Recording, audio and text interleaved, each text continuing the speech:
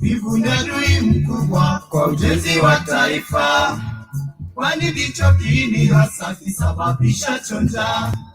Ewe ndugu yangu we, amka kumekucha, kamata jembe na panga uende shamba.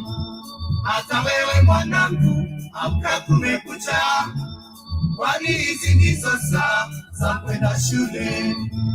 Hata wewe karani, amka kumekucha, kwani hizi ndizo saa za kwenda kazi.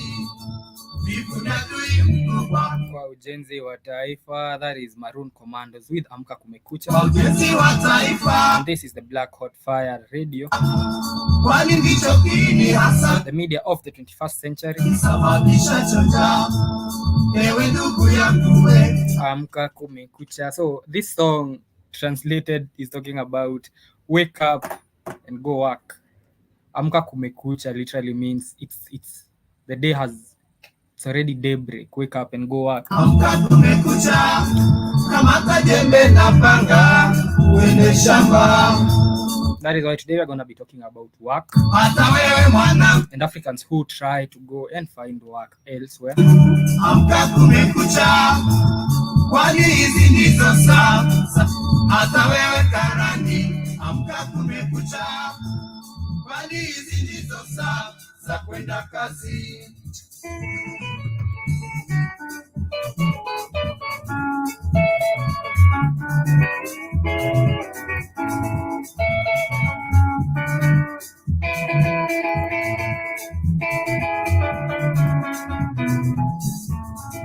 Wivu ni adui mkubwa kwa ujenzi wa taifa, kwani ndicho kiini hasa kisababisha chonja. Ewe ndugu yangu we, amka kumekucha, kamata jembe na panga means take your jembe. A jembe, what is a jembe? A jembe is take a jembe and a panga and go work. You know, jembe is a panga is also English, East African English. So I really don't know what word to use. For the American equivalent of a panga must be a machete, if I'm not wrong. Uende shamba is go work in the farm. It is 12:45 p.m. I was just finishing setting up the show as you enjoy some Maroon Commandos with Amka Kumekucha. This is deep African songs from they're from quite sometimes back. Maroon Commandos were a band that we used to listen to. Our parents used to listen to in the 80s and the 90s. Hata wewe mwanangu, amka kumekucha, kwani hizi ndizo saa za kwenda shule. Hata wewe karani, amka kumekucha, kwani hizi ndizo saa za kwenda kazi. Uvivu ndio adui wa ujenzi wa taifa, jiepushe na uvivu, tujenge taifa. Ndugu yangu kumekucha, do you know that in 2020 alone, according to the International Organization for Migration, IOM, an estimated 43 million international migrants originated from Africa? That is almost the whole population of Kenya.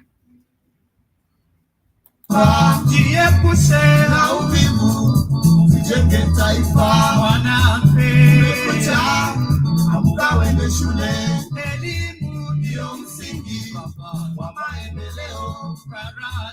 Kumekucha, amka uende kazi, jiepushe na uvivu, tujenge taifa. Uvivu ndio adui wa ujenzi wa taifa, jiepushe na uvivu. And in 2022, they did a survey on African youth, and about 64% of African youth wanted to leave Africa. The only reason they were in Africa was because there wasn't a way out.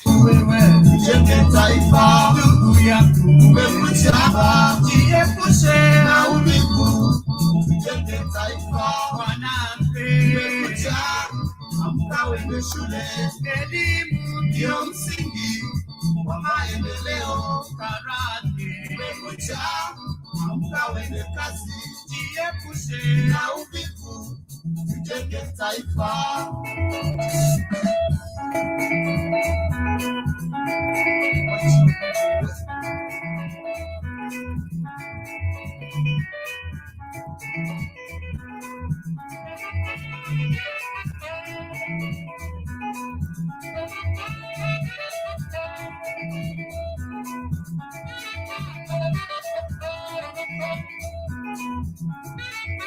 Did you know that about 5 million Kenyans have at one point attempted to apply for the US green card? That is crazy numbers. That is about 10% of Kenyans, and we are 50 million, and that is including children. So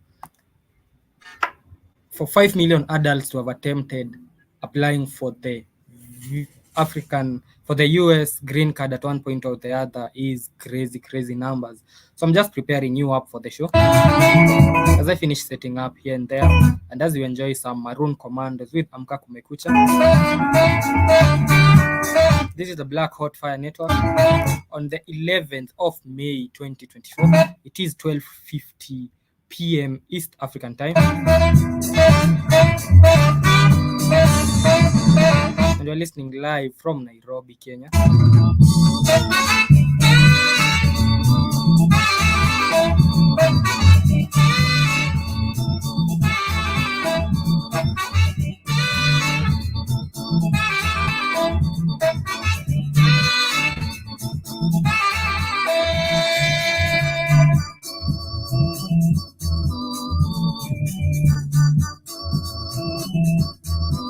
Yes, and we can now start the show. We're gonna come back to the music maybe at some point in the show, but let us start looking at this topic on the African exodus, because in as much as you may want to deny it, it is true that there has been an exodus or an attempted exodus, with majority of Africans trying, succeeding or attempting to leave Africa at one point or the other.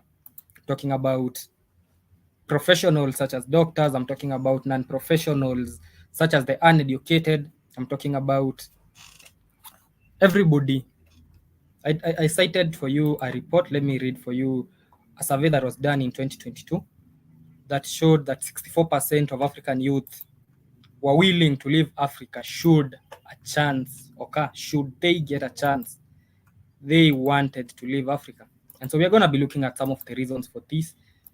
How can we fix that? And how does life always, I want to kill the Western dream for the Kenyans and Africans who are going to watch this later, because it's not always an American dream.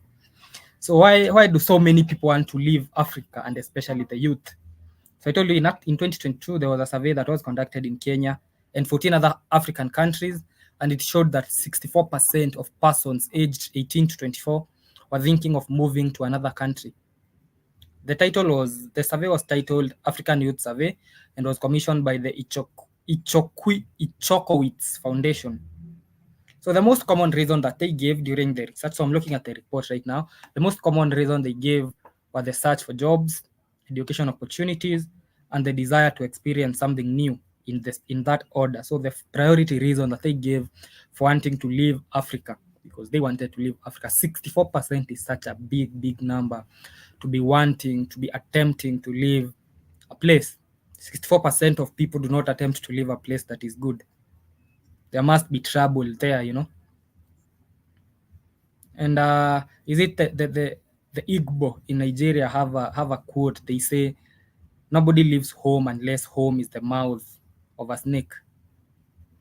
Everybody wants to stay at home. Everybody wants to die at their, So 64% of people would not want to leave a functional place. So we have to accept that for a fact something is wrong for us to experience the exodus that we've been experiencing. And when I talk about the exodus, I'm not even speaking in hyperbole, I'm speaking in factual terms. Because if you look at the number of people who have died attempting to cross the sea to Europe using makeshift boats from Tunisia and the likes of other countries that border the same region, They die every day, and yet they still attempt to cross. So when it reaches a point where I would rather die crossing than live here, then it means that something is terribly, terribly wrong. Terribly, terribly wrong, to a point that I can take the risk of dying rather than stay here. So we're going to be looking at what really is happening, especially in most African countries. What is it with the exodus?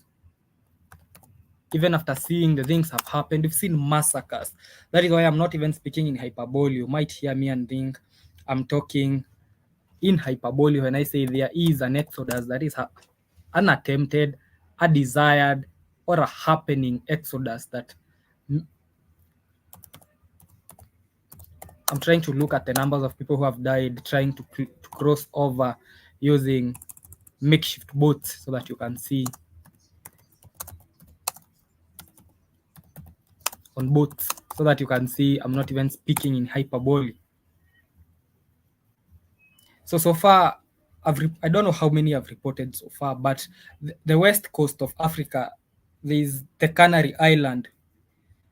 They use the Canary Island to cross over to Europe, and hundreds of migrants die in the journey because most of the boats are makeshift, and once they become adrift, they are pushed to the direction of America. And every day off Senegal's coast, off Tunisia, the Mediterranean takes so many Africans every year. So that is why I say I'm not even speaking in hyperbole when I say there is an exodus happening with nobody wanting to remain here anymore. But what does it mean for you when you leave Africa? Is it as dreamy as you think it is? Is life in the UK, life in the US, life in Saudi Arabia, life in Canada, life in Australia as exquisite as you think it is, as you see it on TV?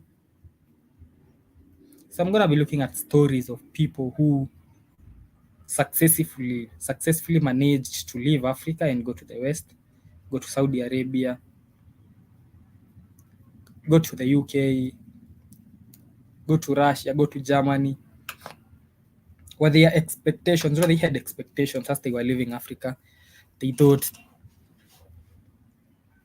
that life was going to be better off. So what did life end up for them? Was the American dream, the Western dream, a reality as they had thought? So we're going to be looking at that. I'm not talking about the massacres that we've seen as a result of this attempted exodus. I know you all heard of the Melilla massacre that happened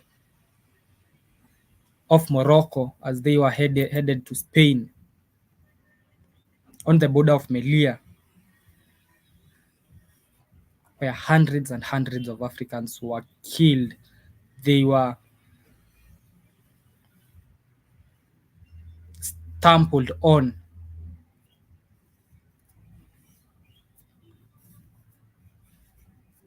by Moroccan police in collaboration with the Spanish police. And when they were asked, they said they were defending their borders because it was an invasion. They said it was an invasion because of the number of Africans that had managed to break. They were attempting to break into the Melilla border. So that is just one of the many, many massacres that we've seen as a result of these migrations. Last week, we saw a full boat of migrants was found, of murdered migrants. For that case, were found murdered in Brazil. A whole boat of murdered migrants were killed in Brazil. Nobody knows by who, and they were buried there.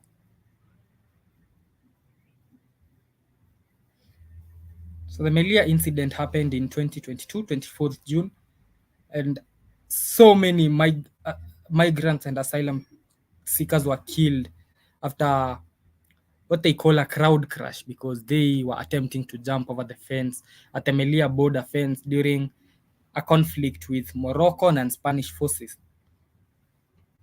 So about 2,000 migrants and asylum seekers had gathered, and they were attempting to cross over. Most of the migrants are from Sudan. They had made their way to Morocco and over the Melilla border, and they were attempting to cross over to Spain. And so what Spain said was that it was defending its soil against an invasion. They called it an invasion. So in case you've never heard of the Melilla massacre, let me tell you about it. This is just one of the many massacres that have resulted as a result of the mess that we have in Africa, because for a fact we have a mess. Otherwise, we would not be having 42.3 million people attempted, not succeeded in leaving Africa in 2022, attempted or succeeded in leaving, of the total migrants are from Africa. So when we see that large number of people attempting to leave a place, and as I said, nobody leaves home unless home is the mouth of a shark. So let me tell you about the Melilla massacre, just to show you how desperate most Africans are on leaving this place. Instead of us attempting to fix it, we attempt to run away from it, which always ends up badly. So I'm going to be showing you why, instead of thinking about running away from Africa, we should be more focused on fixing Africa, because whatever you're going to look for in the West, whatever you're going to look for in Australia, whatever you're going to look for in Saudi Arabia, we can't have that in Ghana, we can't have that in Kenya, we can't have that in Africa. Much better than that. That is why you should be more focused on really building what we have, transforming the place we are in, rather than running away from our problems. So on June 24th, Spanish and Moroccan police along the border between Morocco and the Spanish border of Melilla shot and killed, reportedly they said 37, but it was more than that, way more than that. I know because I saw the videos.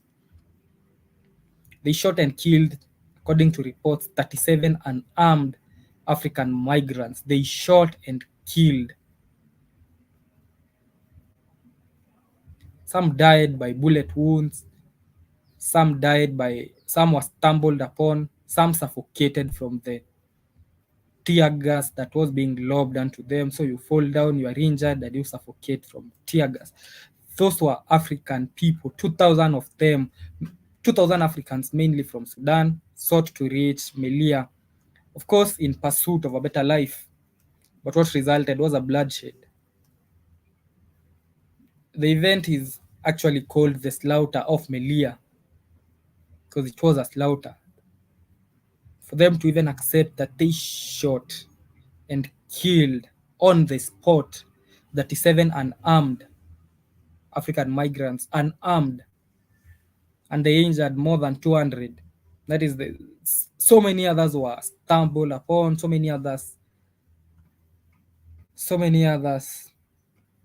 suffocated.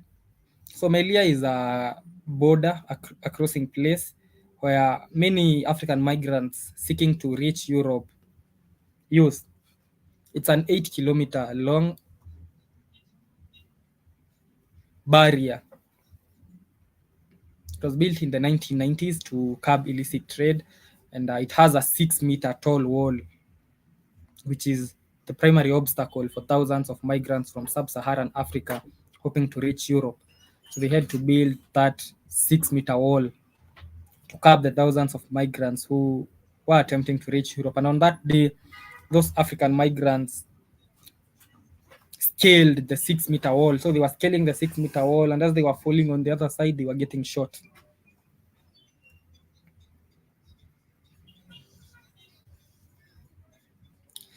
So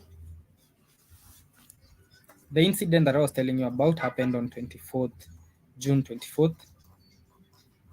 That was when 2,000 African migrants managed to cross over, to jump over the wall, to scale the wall. They broke and scaled the wall, but it never ended up it never ended well for them.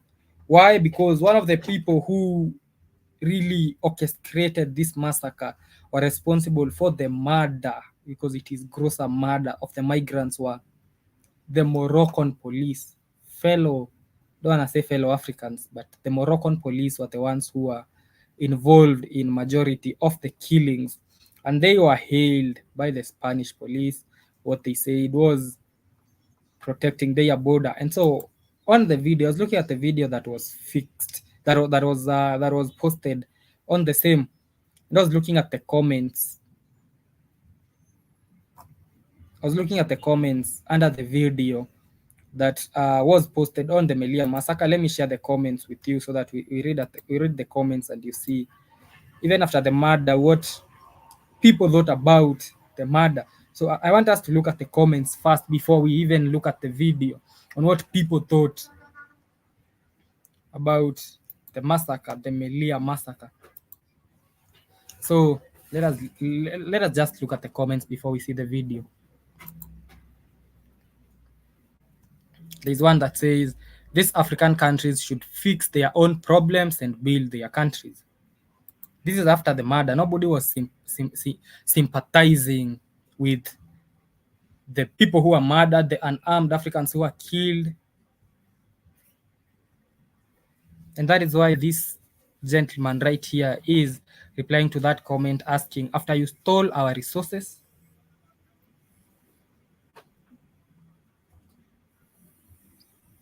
so the gentleman here is saying these African countries should fix their own problems and build their countries.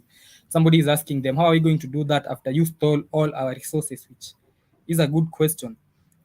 Another comment read, well done to Moroccan police, well done. Well done for murdering those people, well done. Illegal immigration should be stopped forever.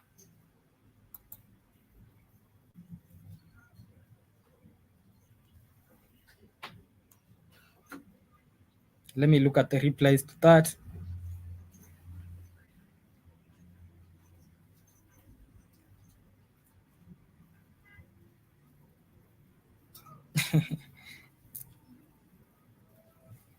Another one reads, Moroccan power.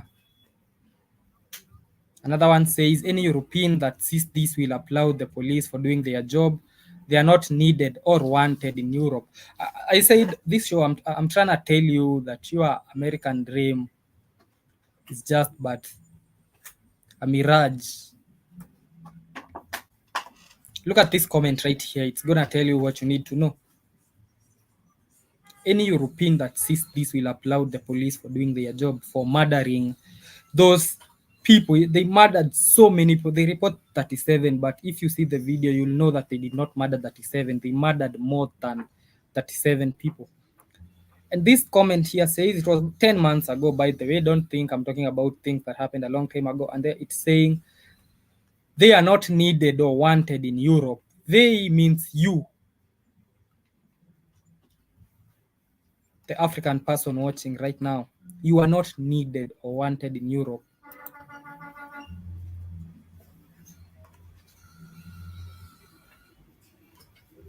And the comments are even worse, because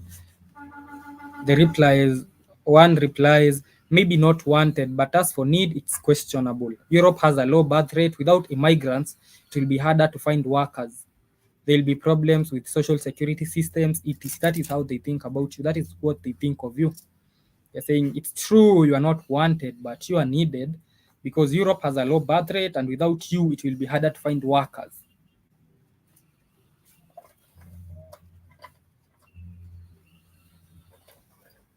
Another one was right there clapping. Another comments read, all opportunists. Let this be a lesson that you can't just invade a country at will. Refugees are meant to get the first safe country, not where they think the streets are paved with gold.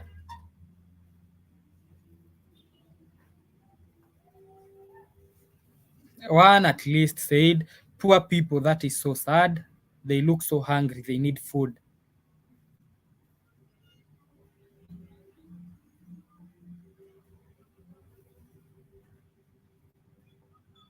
Another says, when the criminals and invaders are seen as victims.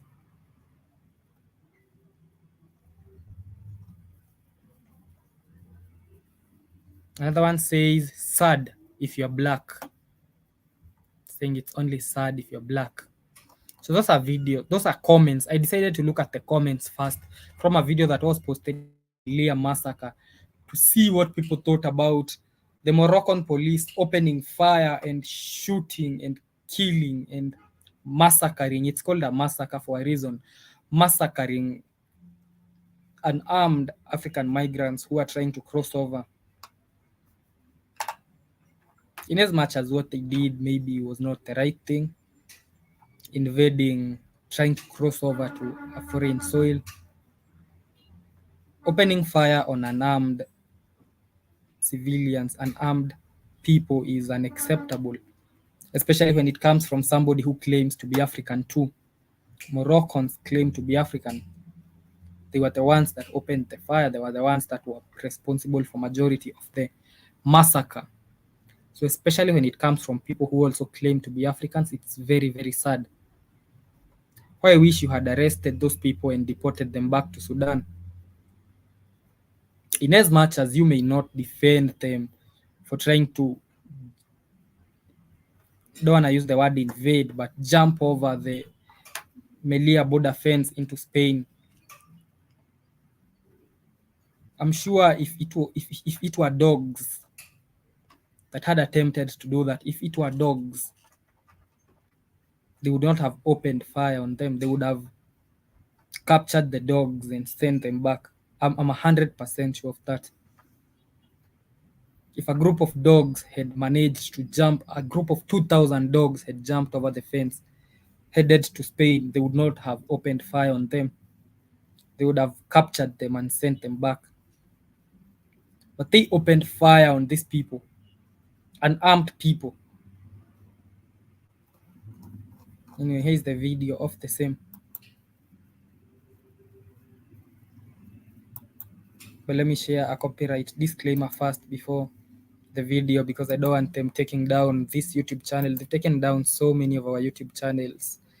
I don't want to lose this one too. So let me share a copyright disclaimer. Just give me a minute so that YouTube can understand that I'm sharing the video for educational purposes, which is allowed. It's for fair use, criticism, comment, news reporting, and education purposes.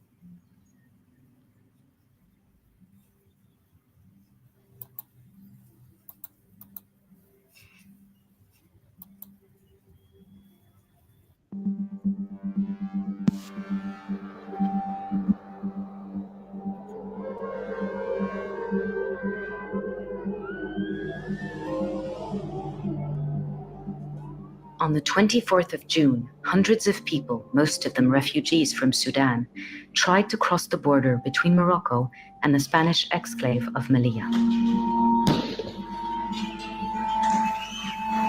What followed was the deadliest attempt to cross a land border into Europe in recent memory.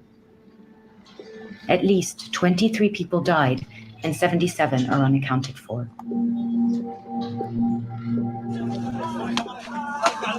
Shocking videos later emerged showing extreme police brutality.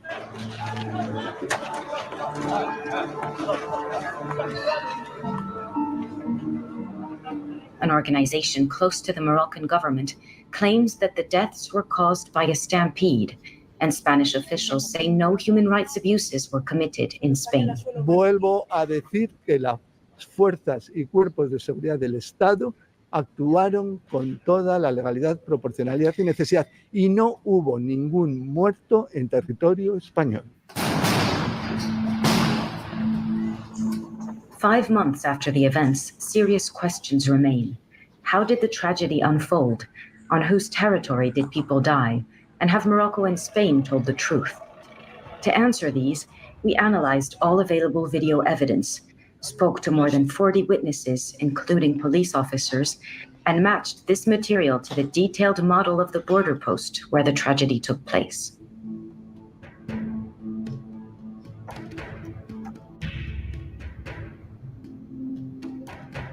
Melilla, an outpost of Spain on the continent of Africa, is enclosed in 4 barbed wire fences and a deep trench. For desperate people, Melilla offers a chance of asylum in Europe, and Spain relies on Morocco to police the fence.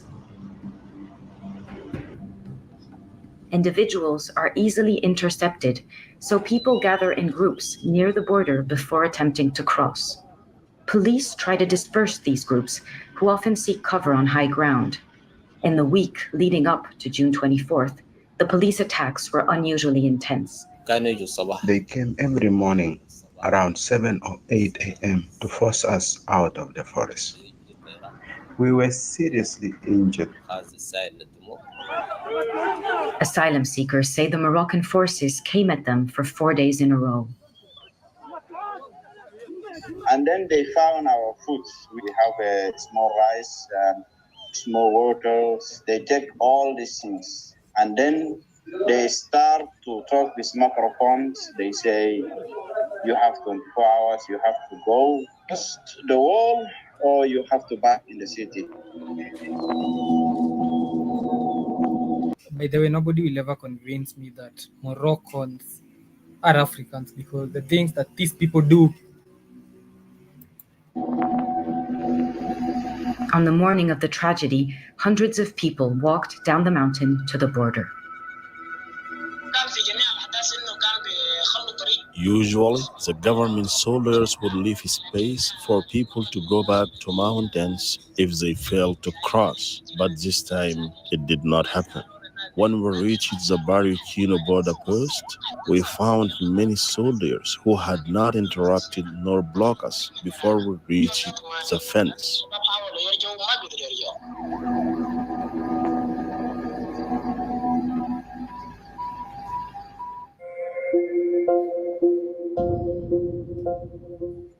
The Moroccan security forces made no move to prevent the young men from walking down the mountain. Police vans were already deployed in force here as the group was making its way to the border. But they only intervened when the group arrived here, next to the fence, and attacked them from behind.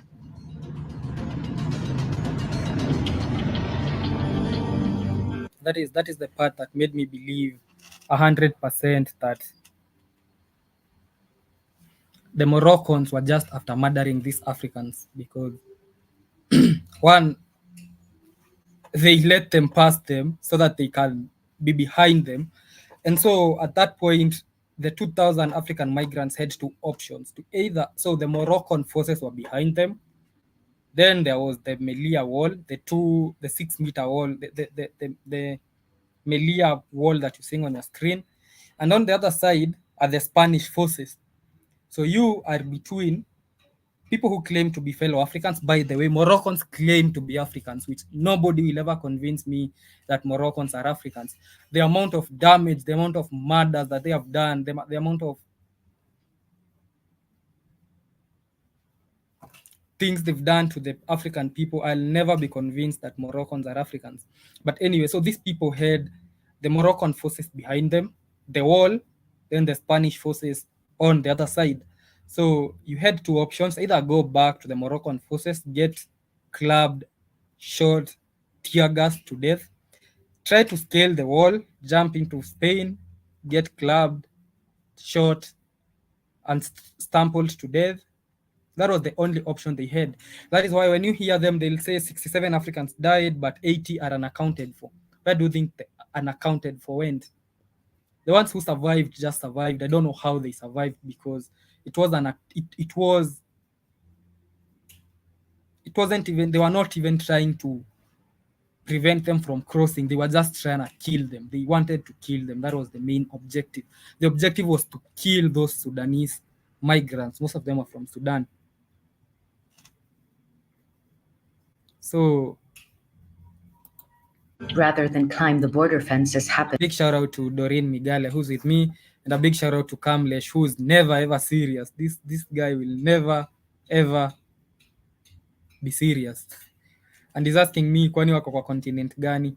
Moroccans are not Africans. They are Africans, but I do not see how you can be an African and They're the ones who always kill the migrants whenever they try to cross over. They're the ones who murdered the Sudanese migrants. 100 plus Sudanese migrants were shot and killed in Melilla, were shot and killed by the Moroccans, the Moroccan police. I think being light-skinned make them think they are not African. Shots fired at Kamlesh. During previous crossings, the group headed to a border post that had been shut down for over 2 years, Barrio Chino. Many of them scaled the surrounding wall.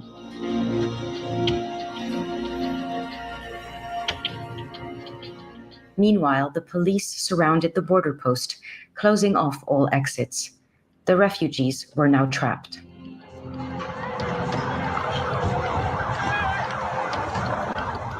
We gained rare access to the inside of Barrio Chino. An officer from Spain's Guardia Civil walked us through the areas under their direct control. ¿Dónde? Entonces la guardia está aquí, está esta puerta. Sí. Y después los barcos. Sí.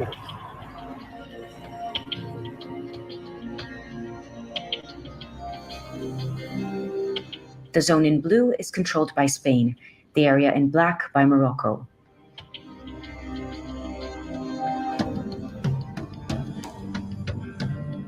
This red gate is the de facto border between the two countries.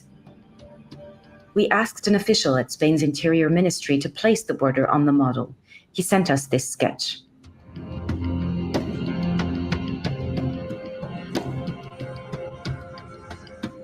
After several hundred people climbed into this enclosed space on the Moroccan side of Barrio Chino border post, some of them started using tools to force the gate. This moment was captured by a Spanish helicopter, and the footage was later leaked to local journalists. The Moroccan police fired at least 20 canisters of tear gas in less than 8 minutes. It's against international law to excessively fire tear gas into a closed-off area because of the risk of causing panic and a stampede. We entered the place that was 500 square meters big. They bombed a lot of tear gas and threw stones, and we had to remain there. We couldn't get out. We were surrounded, and people got wounded. It was like a war, with smoke and people throwing stones. And Simon Wambua is saying, kila mtu akae kwao, ukikuja kwetu tunakupiga viboko. That is, everybody stay at their place. If you come to our place, we beat you up. And in as much as I may try to understand what you're saying, I was saying if this was, and I'm not even exaggerating this, if a group of, I said this earlier, I'm going to say it again, if a group of dogs attempted to climb, a group of dogs broke into Spain, they would not open fire at them. If a group of 2,000 dogs broke into Spain, they would not open fire at them. They would capture them and send them back. But they opened fire on human beings. I'm not defending them trying to invade Spain, because you might use the word invasion. I'm not defending that at any one point. That is why I'm talking about not you attempting not to cross over, you attempting not to leave your continent. So I'm not defending them trying to leave, trying to go into Spain illegally. But as I said, if it was a group of dogs that were trying to enter Spain, they would not open fire to them, they would capture them. But they opened fire on these Sudanese from behind and from, as Doreen is saying, they never stop. Let me read Doreen's comment. So Doreen is saying, they didn't intervene when they were heading to climb, only for them to shoot them from behind. Yes, that is what happened. They never intervened. They let them go. They actually watched them pass. And then when they reached the Melilla wall, they now started attacking from behind. And so the people are trapped. And now they were also throwing tear gas canisters at them. So you have the Moroccan police. And then where does Morocco come in here? They're not trying to go into Morocco. They are trying to leave Morocco to go to Spain. So at no one point are they trying to invade Morocco. At no one point are they against, they are not trying to enter Morocco. They're trying to go to Spain. but the Moroccan forces were behind them, shooting them and throwing tear gas. Then there is the wall. Then on the other side is the Spanish forces with more tear gas and more bullets.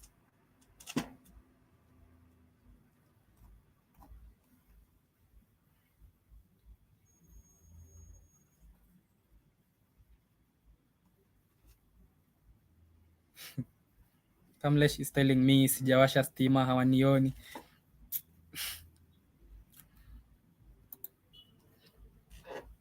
So we're just looking at one of the incidents. It's one of the worst massacres ever as a result of migration, as a result of Africans attempting to leave Africa. Today I'm talking about the Western dream that is not always a dream as you might think it is. I'm going to be looking at Saudi Arabia. I'm going to be looking at why a report done in 2022 showed that 64% of African youth, given a chance, would leave Africa without thinking about it. They would leave. 64% is such a huge number. So that leaves about 36% of African youth are the only ones who can stay in Africa. So the 64% of them are here because they can't leave. And given a chance, that is why you saw the 2,000 Sudanese trying to cross over. I cannot count the number of migrants who have died trying to cross over the Mediterranean from Tunisia, trying to cross over from Senegal, trying to cross, especially Senegal and Tunisia. Hundreds and hundreds die. You know, they make makeshift boats to try and cross over.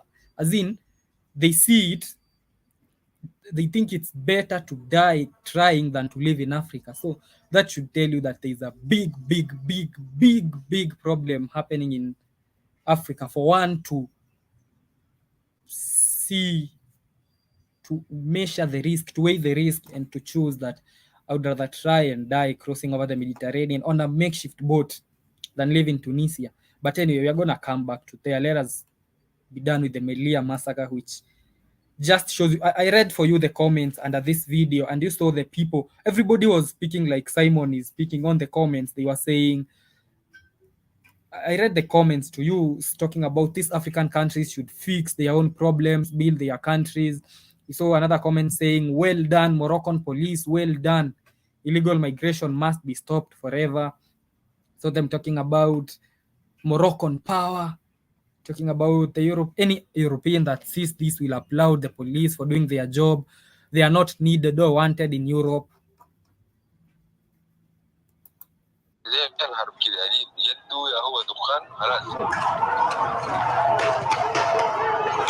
The moment the asylum seekers managed to break the door coincides with the moment the Moroccan police moved in.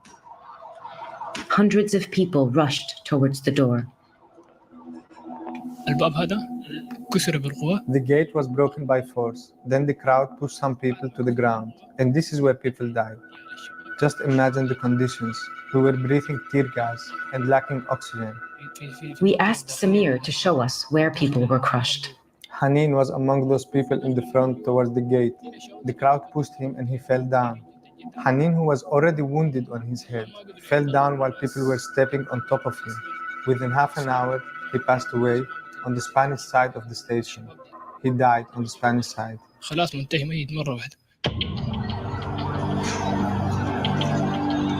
Spain's authorities insist no deaths happened on their territory, and the leaked helicopter footage only shows the first seconds of the crowd surge. The crucial minutes that follow were not shared with the public. But we were able to see what happened next. A high-ranking Guardia Civil officer describes what the footage shows. Pero en el momento que se parte la puerta, todos salen corriendo hacia la puerta. Y ahora va a hacer un zoom. The helicopter camera zooms in and films as people are crushed inside Spanish territory. The officer drew this sketch for us. Esto separa Marruecos de España y aquí hay gente que está atrapada. Es probable que aquí hubiera algún muerto. Es probable, sí, no lo pasamos. Es probable que haya alguno aquí. Es más probable que haya casi plomo ahí, pero aquí puede haber alguno y puede haber alguno que esté en mitad del cuerpo para un lado. Claro, cuando un país lo separa una línea, una persona ocupa más que una línea. This leaked Spanish drone footage, filmed about 15 minutes after the stampede began, shows how those who made it through to the other side were contained in Spain.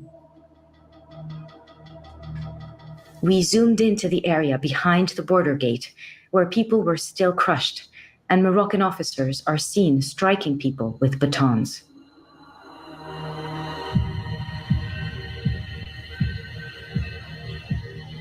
I don't know if you noticed, the Moroccan police are more outraged about these Africans going to Spain than the Spanish police are. The Moroccan police were responsible for more deaths than the Spanish police were.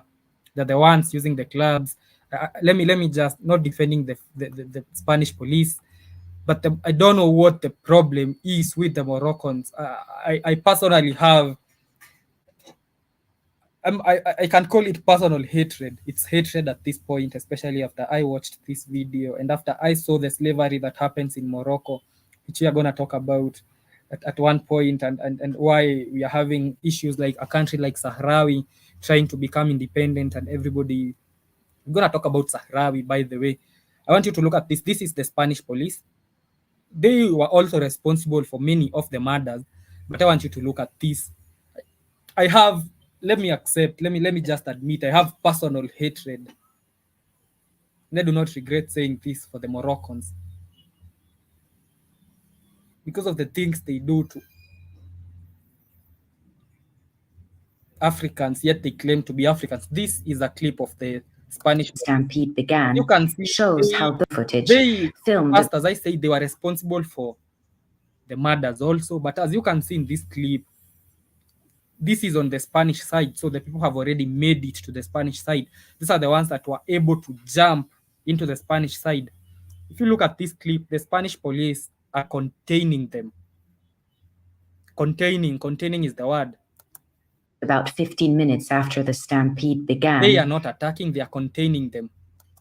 I want to contrast this and the Moroccan police on the other side. I want you to contrast the two of them. How those who made it through to the other side were contained in Spain. But before you convince me that Moroccans are Africans, I want you to do a contrast of the same. And you will clearly see that the Moroccans hated these people more than the Spanish did. They wanted those people killed more than the Spanish police did.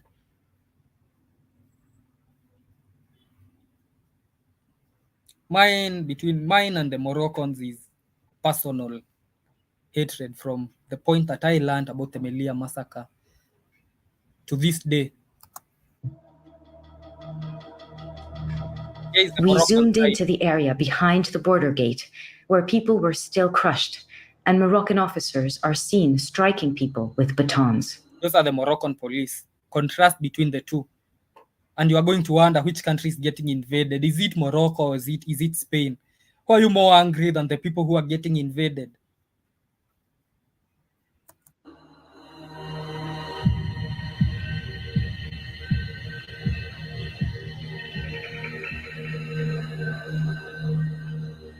Journalists in Melilla filmed the same moment. Seen here for the first time, this footage captures the reaction of the Guardia Civil. Here too, people were beaten.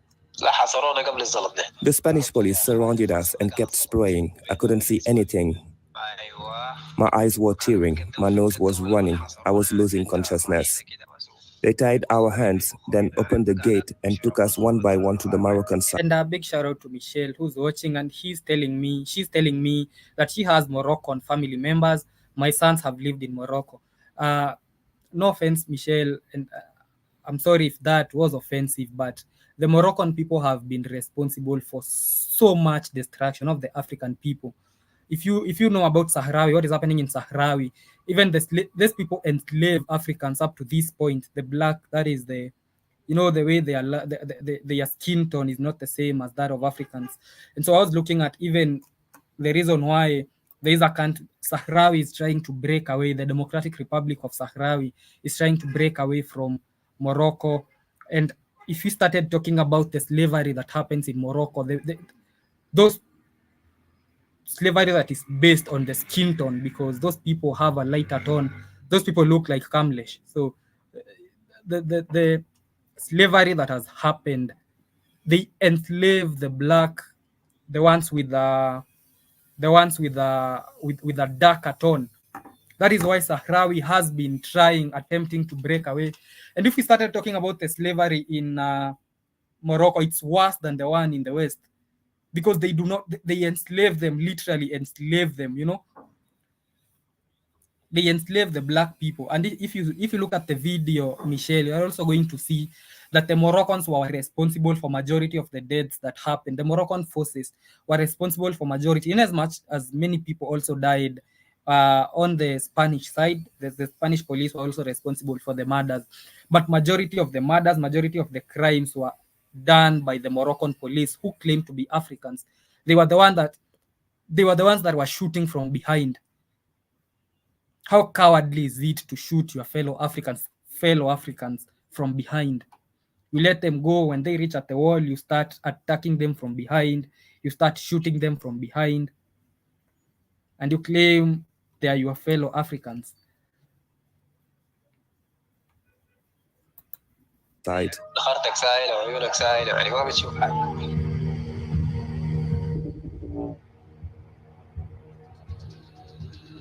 Moroccan officers entered Spain through this corridor and started forcing people back into Morocco.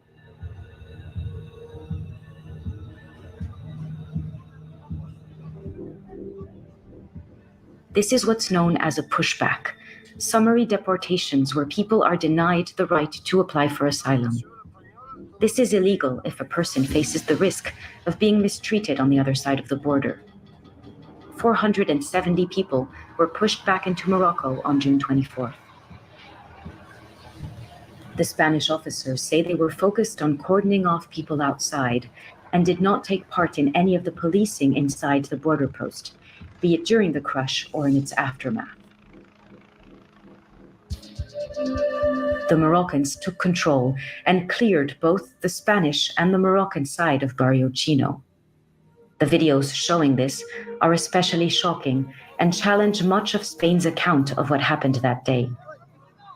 We spoke to several of the people visible in this clip. This man, Ibrahim, told us how his friend Anwar was killed.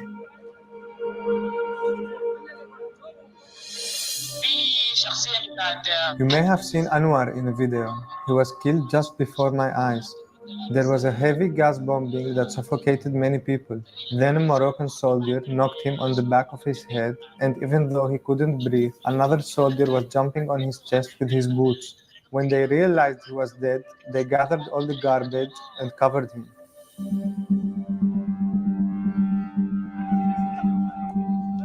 This is Abdul Aziz Yacoub, known as Anwar, Ibrahim's friend. When his body was collected by Moroccan forces, Anwar was lying by the border door on the Spanish side.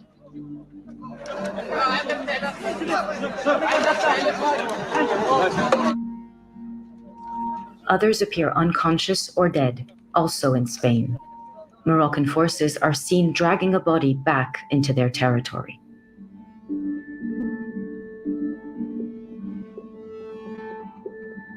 People and bodies were taken to this area just outside the border post on the Moroccan side.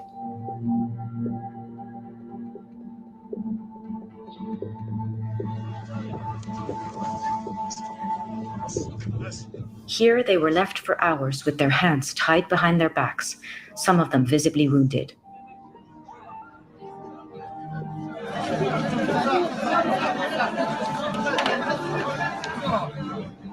Lying on the ground, defenseless, many were beaten.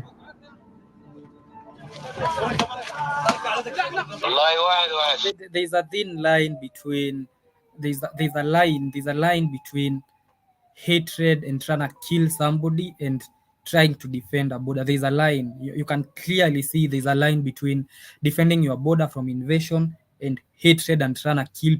Because make me understand, these people are lying on the ground. You've already contained them. You've beaten the hell out of them. You've tear gassed them. They are on the ground. They are not even trying to cross anymore. You've dragged them out of Spain to your Moroccan borders. You've tied their hands.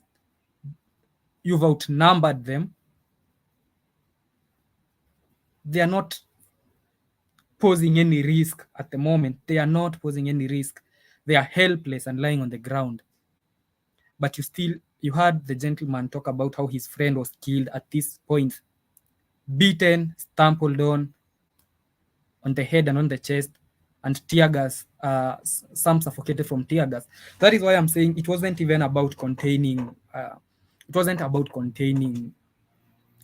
protecting the border. It wasn't about containing the invasion, as they say.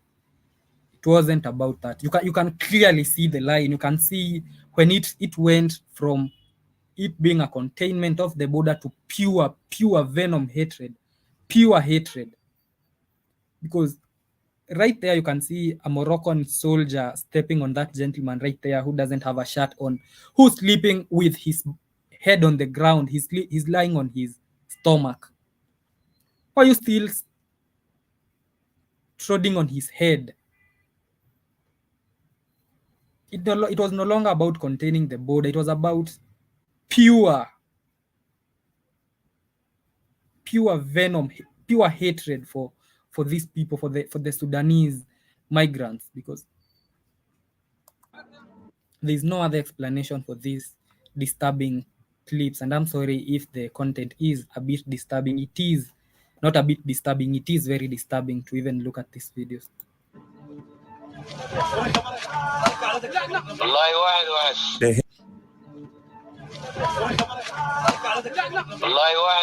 They handed us over to the Moroccans, who started beating everyone until many were unconscious. Then they threw us on the open space before the gate for about 4 hours on the ground and under direct sunlight. When I was brought back, I found many dead people on the ground. I was thrown on 2 dead bodies. They dragged me and threw me on these 2 bodies after they harshly beat me. We see very, very, very bad things. Some people, they need help at that time. They need ambulance, but they didn't care about ambulance. They didn't care about us. They said, you are animal, you have to die. We verified the timings of these videos and can confirm that asylum seekers were left at least 3 hours in the sun. In Morocco, no medical staff was seen helping people on site. Ambulances were present throughout the day, but they were reportedly used to evacuate bodies. In Spain, one ambulance parked 100 meters from the border. Officials said they couldn't get closer for safety reasons.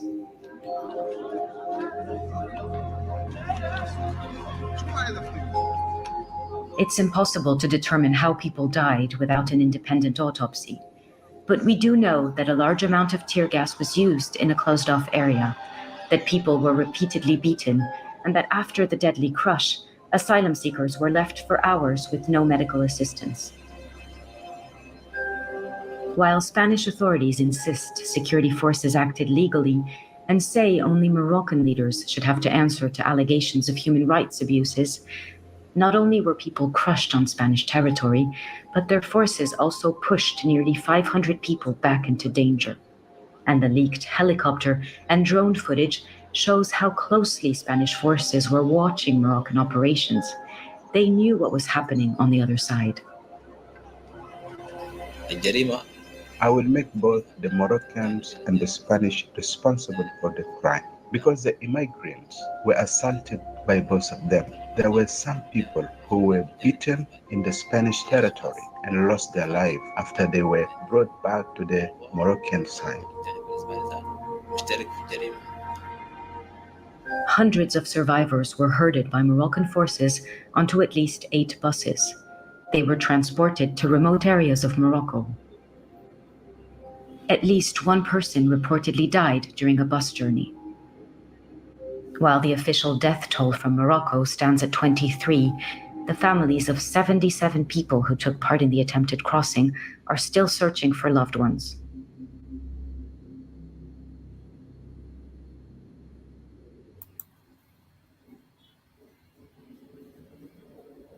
"23 is a lie. 23 people did not die. Hundreds died in that massacre, and the Moroccan government did not respond." I'm reading what is the name of this channel? El País It's talking about the Moroccan government did not respond to questions sent by this investigation. The Spanish Minister of Interior said that none of the tragic events of 24th June occurred on Spanish territory, and that in view of extremely violent behavior of the migrants, the Spanish agents acted in absolutely proportionate manner. So if you watch the video, and a big shout out to Michelle, who's telling me she's not offended. This is disturbing. If you watch that video, you'll realize that it reached a point where the Sudanese migrants stopped being humans. They stopped seeing them as humans. If you watch the clip, you're gonna realize at one point they stopped seeing them as humans and treated them worse than you'd treat animals. And one of them said that they said you're animals and you deserve to die, and you don't even have to believe what that one said. You watching the clip will tell you that at one point they stopped treating them like humans and treated them like animals. And animals is even an understatement, because I'm sure they would treat animals better than they did treat those Sudanese migrants. And that is just one of the massacres. That should tell you a lot if you're planning or thinking about living and going abroad, moving to the West, going to Europe. And we've not even started looking at the Saudi cases. We are going to the Middle East in the second hour. It's already the second hour. So we are going to look at the Middle East, which is another area that Africans are running to. They think it's greener pastures in the Middle East. It's even worse in the Middle East than it is in Spain, than it is in the West. There you are going to meet people who now have more hatred for you. You're going to meet more people who, I would rather share video so that you can hear from, you might think it's an overstatement when I say it's much better for you to suffer in your continent than to go and suffer elsewhere. It's better for you to be poor in Kenya than for you to be treated the way you saw those Moroccan forces treating the Sudanese. It's much, much better for us to try and fix Africa than it is for us to be treated like animals in some of the places where we go to seek refuge. You are not wanted there. I don't know why you people do not understand this. Nobody wants you there. Nobody wants you there.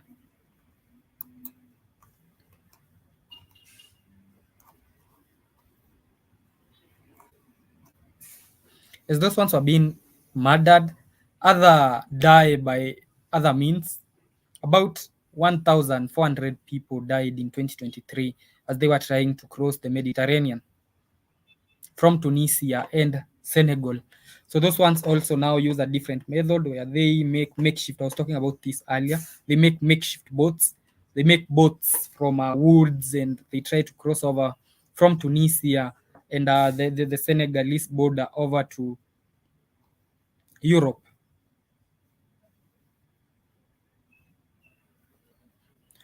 $1,800 people died in 2023. 1,400 died in 2022 from boat accidents in the central Mediterranean migration routes as they try to cross over from Tunisia and head to Sicily. That is on their way to Italy. That is the main route that they use from Libya, from Tunisia, across Algeria as they try to head to the island of Sicily. Most of them are headed to Sicily, from where they'll make their way to Italy. So even before anybody touches them, even before they reach there, and they are faced with the fact that you're not needed in Sicily, not in Italy, nobody needs you there. They see you as nothing less than animals. They consider you invaders. The boats that they use are not seaworthy. If there's a word like seaworthy, most of them are unseaworthy boats. They overcrowd the makeshift boats with no flotation devices should they capsize. Most of them are rubber rafts and fishing vessels that use the Tunisian routes, and metal boats. So that you combine that with the unpredictable storms. Of course, it is the Mediterranean. It is quite a distance moving from the Libyan border to Sicily, on your way to Sicily, so that they can make their way to Europe. It's quite a distance, and that is why so many of them died. And in case you think it's an overstatement, on 15th March 2024, I reported this: 60 people died. On 17th December 2023, 16 people drowned. On 6th October 2023, 54 people drowned.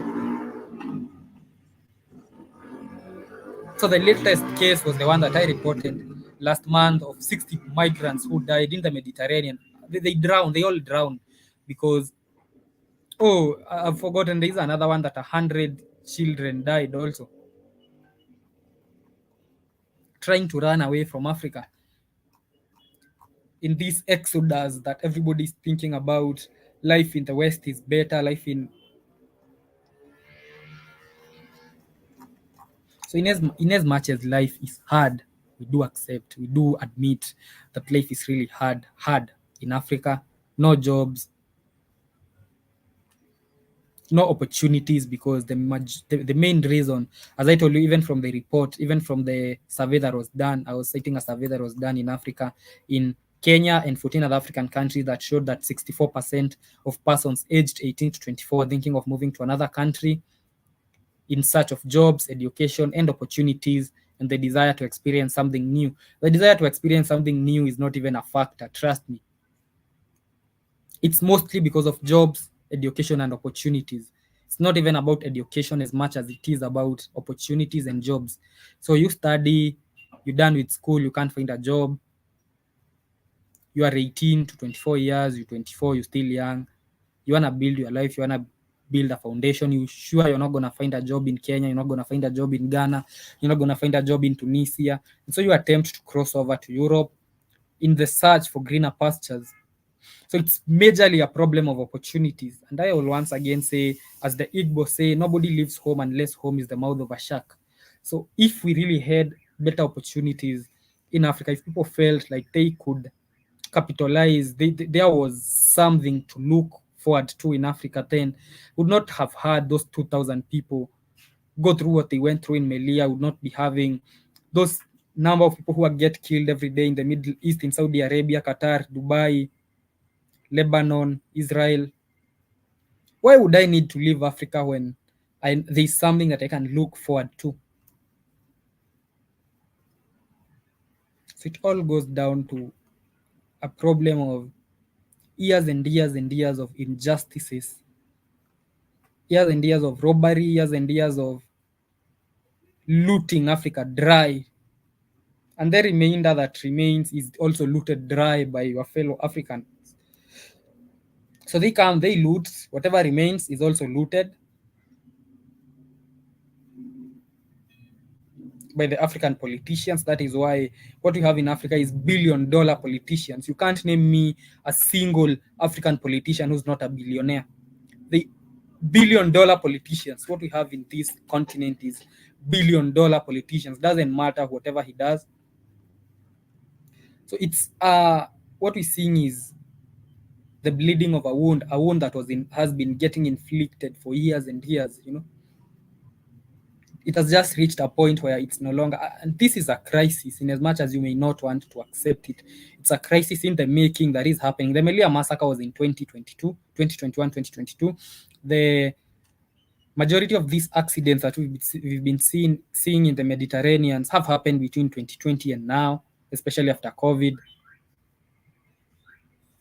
Majority of the deaths, the mistreatments that we've been seeing in the Middle East, with so many young people trying to go to the Middle East to look for better opportunities. Imagine going to look for a better opportunity in Saudi Arabia. Majority of them have happened in the last 3 years. So it's a crisis in the making.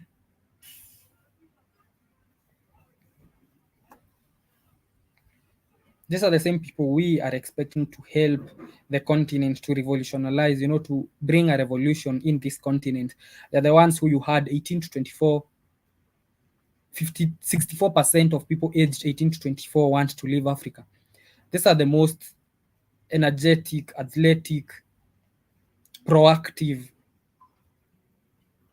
bracket of the population. This is the population this is the population bracket that is supposed to bring a revolution. The 18 to 35 years, it's the one that is supposed to bring the revolution. The old ones, it's too late for them. The 60, 70-year-olds, they are already products of the system, too deep into it, too deep into the religion, too deep into the system, too deep into the brainwashing, too deep into the into the white supremacy, white savior mentality. They cannot see the bigger picture. It's too done for them. So it's the 18 to 35, 18 to 40.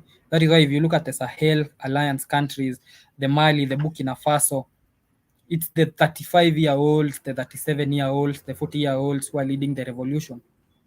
It's not the 60-year-old Musevenis and the 70-year-olds Nana Akufo-Addo and the 80-year-olds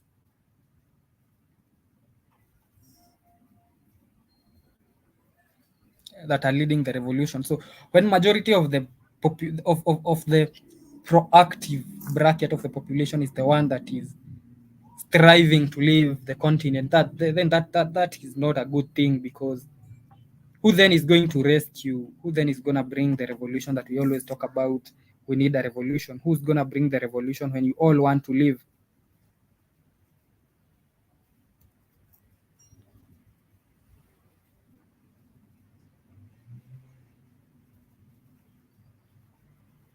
How about we try and fix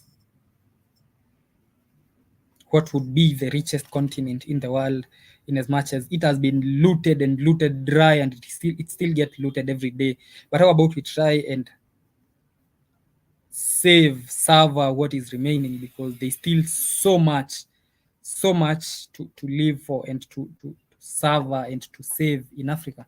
I mean, it doesn't even take much. It only takes a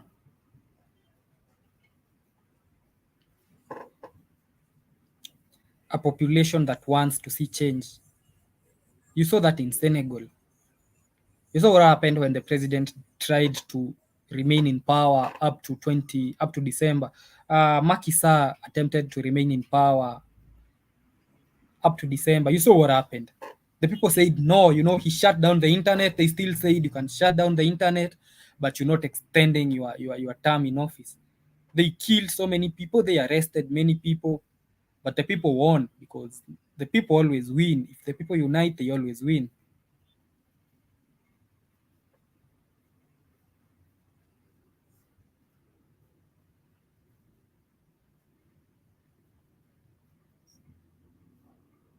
The Romans call it vox populi, the voice of the people. You cannot ignore the voice of the people.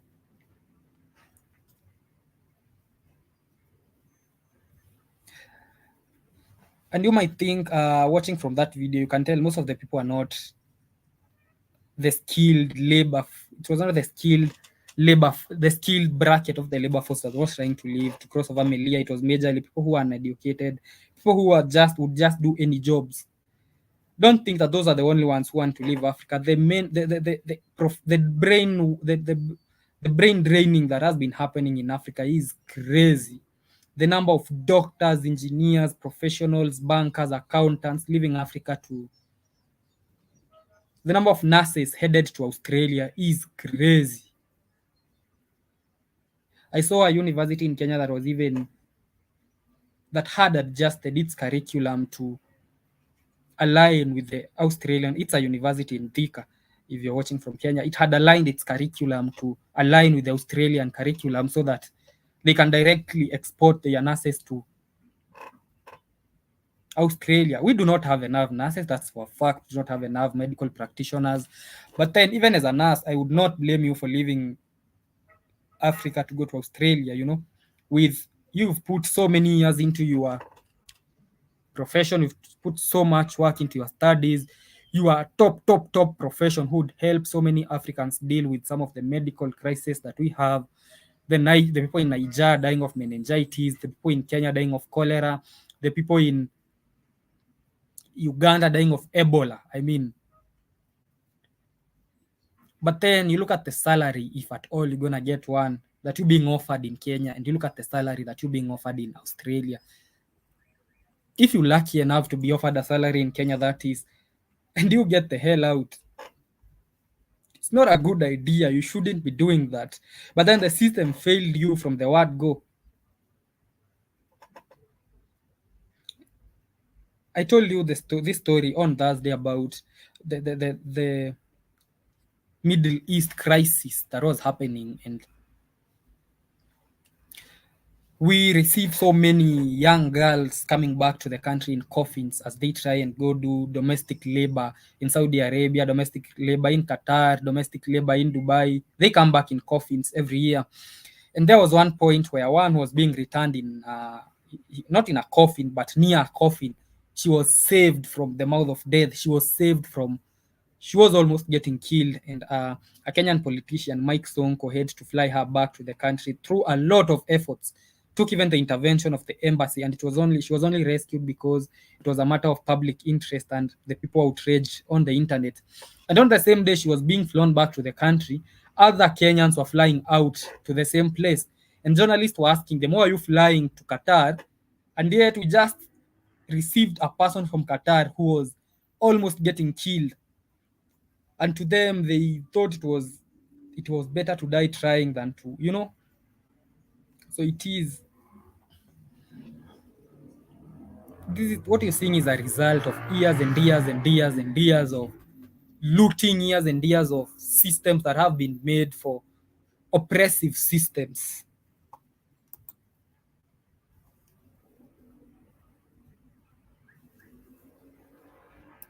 Let me show you what has been happening in Saudi Arabia, in the Middle East countries. Let me share just a small clip of the same of what has been happening in the not just Saudi Arabia, in the Middle East. This is just one story. I don't know if Tuko are gonna strike down my video. I don't wanna lose this YouTube channel. So once again, allow me to share the copyright disclaimer. This video is for educational purposes and fair use. Don't take down the channel. So this is just but a small clip of what has been happening in the Middle East also, before we even look at the Western countries. And the Middle East is taking much. I don't know why Kenyan, Tanzanians, and Ugandans are flooding the Middle East, flooding Dubai, flooding Qatar, flooding Saudi Arabia, flooding Lebanon. You saw what happened with those people who went to Israel to work in the farms. Were they not arrested when they said, it's not work, it's slavery? Because how is it work when I quit, I get arrested? The ones who went to Israel, where were they from? There were people from Israel who had gone to Israel to work, and they were arrested when they tried to leave their places of work. So how is it work when I can't quit? When I can't say I've had enough? When I can't have a day off even when I'm sick? How is it work? That is not work, that is slavery. And we claim to have embassies there. We claim to have the AU, the African Union. We claim to have these puppet bodies, toothless dogs. We claim to have the IGADs, the ECOWAS. And yet we had Africans who were arrested in Israel for not working. They went there to work. Then at some point they were done with the work. I mean, if it's not slavery, then why can't I leave?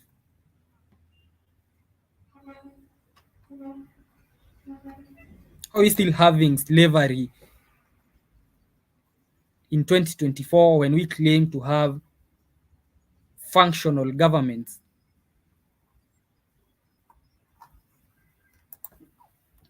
Why is the government of those where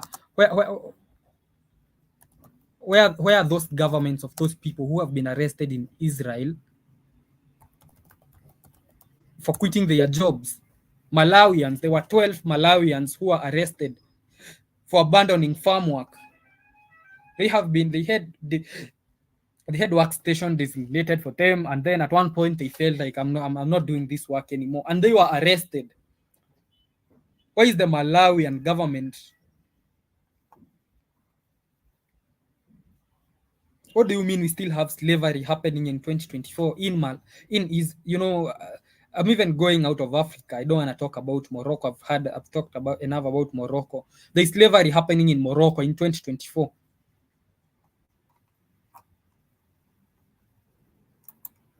And even what happens in the Middle East countries is still slavery. I talked about this on Thursday, but let me repeat just in case anybody did not hear about how this Saudi scheme works and how so many Africans are slaves as the government watches, by the way, the government watches as Africans become slaves in the Middle East. So this is what happens. There are agencies that take people to the Middle East, to Saudi, to Qatar, to Dubai. And going to the Middle East is not cheap. You need air transport, about 80,000. I guess it's about 80,000 Kenya shillings. That is about $800. It's not easy to get $800, especially if you're looking for a job. You still need money for visa. You need money for passport. You need money for all your documentation. That is your health, your medical checkups. You need money you also need somebody to help you look for a job, because I'm in Kenya. How am I going to find a job in Saudi Arabia? So there are these agencies that all you need to do is walk to their door. You walk to their door and say, I want to work in Saudi. You'll be flying to Saudi in a month. They're going to look for a job for you. They're going to give you air transport. They're going to finance everything that you need. They're going to help you get documents. How do they benefit, you may ask? You're going to pay for every single shilling that they use to finance you. And you're not going to pay it yourself. They're going to deduct that from the salary. So they're going to find a job for you. Once they find a job for you, they'll send you to maybe Qatar. And then if you're getting paid 20,000, they'll deduct maybe 8,000 from the 20,000 every month. So that is what has been the main driving factor for the slavery that you've been seeing in the Middle East. Because what happens is they confiscate your passports. They confiscate your documents until it's a business for them. They spend $1,000 on you. Probably, yeah, they spend $1,000 on you to go to Saudi. There's no way they are letting you go with $1,000. So they'll take away the passport, the documents, and you'll have to work until you've paid the $1,000 for them to give you back the passport, for them to give you back the documents. So it doesn't matter, and you'll see in this clip, it doesn't matter how mistreated you are. It doesn't matter whether your boss rapes you every day. It doesn't matter whether you get beaten up every morning. There is no way you living the Middle East without paying the money that was used to facilitate you going there. You might die there. They are not going to give you back the documents until you've paid every single shilling they used on you and their profit, because it's a business. It's an agency. They are there to make profit. And the government watches as these things happen. So you'll see stories of people who are denied food, people who are made to sleep with animals. Yeah, I'm not speaking in hyperbole. I'm not exaggerating. They are forced to sleep with animals at some point. Some of them are sleep without food. Some of them are beaten up. But they really can't leave because they do not have a choice. And the government watches as these things happen. It watches every day as bodies are brought back to the country, as bodies are flown back to their countries, and some can't even fly back their bodies. I'll show you a clip of somebody who can't even fly back the wife, a husband whose wife got murdered in those countries, and he can't even fly back the body. You think anybody cares? Then you are wrong. The moment, let me tell you for a fact, especially if you headed for the Middle East. For the Western countries, they might pretend to care. For the European countries, they might pretend to care. It might be bad, but not as bad as the Middle East. The Middle East is bad. The moment you pass through, as you're passing through JKIA, Jomo Kenyatta International Airport, there's a placard written Kwaheri Kenya. Kwaheri Kenya means goodbye Kenya. So let me tell you for a fact, the moment you pass that Kwaheri Kenya placard, you are on your own. The moment that plane leaves JKIA headed for Saudi, headed for Qatar. You are on your own. Nobody is coming to save you in case of anything, bro. Nobody is coming to save you. So it's for you to weigh, it's for you to measure, it's for you to think. In as much as Africa is messed up and messed up bad, in as much as you have kids to raise, because most of the ladies, girls who go there are young women who have kids. Most of them are single mothers, to be specific, who are trying to raise kids. So they say, let me sacrifice 2 years of my life for the betterment. Most of them are single mothers, to be honest. Most of them are mothers, not just single mothers. Most of them are raising kids, young girls raising kids.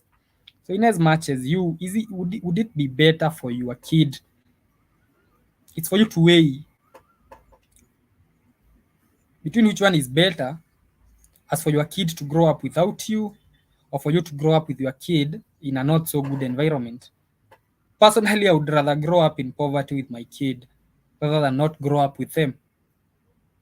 And who knows, Africa might change. Haven't you started seeing, are you not watching what is happening in the Sahel? Are you not watching what is happening in Burkina Faso? I mean, the system might be really, really, really bad now. It might be really tough now. It might be messed up as really messed up right now, but it maybe in the next 20, maybe in the next 30, maybe in the next 40, somehow things are gonna change. That one I'm sure of.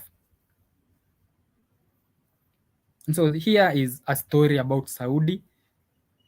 Haven't watched it, but I know it's sad. I've not even watched this clip, by the way, but I'm sure it's about to get messed up real quick. And a big shout out to Jiba Jaba, who's just joined me. And a big shout out to General Mosquito, who's telling me I'm calling Kamlesh a colonizer. Kamlesh is sasa kazi itafanyaje kama hukuli? Hataki kujua. Hapo sasa ndio the video is in Swahili, some parts, but there are captions. I'm sure there are captions below, so you can refer to the captions, but I'll tell you about what is happening momentarily. Unafintia akwambia peleka uchafu nje. Unajua tunapeleka uchafu nje ya geti. Fikisha hapa atafunga mlango yake. Ile mlango unajua inachiroka. Alafu utakaa hapo nje. Hakuna mahali utaenda. Na hata ukimgongea hakuna. Sasa polisi watakuchukua hapo ndio wakupeleka. Huko deportation ni kubaya. Saa hii kuna wasichana wamestaki hapo. Wengine ni wagonjwa.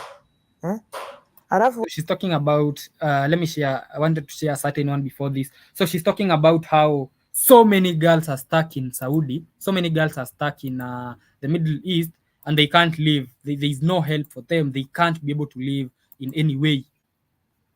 But before that, I wanted to share this one first, of this girl who was crying out for help to Kenyans to try and come and assist, crying out for help to the government. And they made a call to the agency. I want you to listen. I want you to just know that I'm not even exaggerating when I say once you leave, once the plane leaves, you on your own. Even Kenya embassy will tell her, remain where you are. But have you spoken? This is a Kenyan who says she's scared of her life. She says she might die. She will not be harmed. When she will be harmed. How do you know? How do you know she will not be harmed? How? And how do you know? And how do you know also? And how do you know also? Okay, you go get her. Go and talk to Kenya embassy and get her. So let me give you a context on that conversation you just had. So this was a girl who went online. She went on TikTok, if I'm not wrong, and cried, telling Kenya, talking about how her life was in danger and she needed help urgently. She needed somebody. She needed the government to get her out of that place. She's talking about how she's in danger. So this lady on your, I don't know if it's on your right or left, the lady, Lynn Ngugi, is a Kenyan journalist, independent journalist. So she took the responsibility and called the agency that sent the lady that was crying on TikTok, asking the government, asking anybody to just get her out of Saudi. So she called the agency that took her there.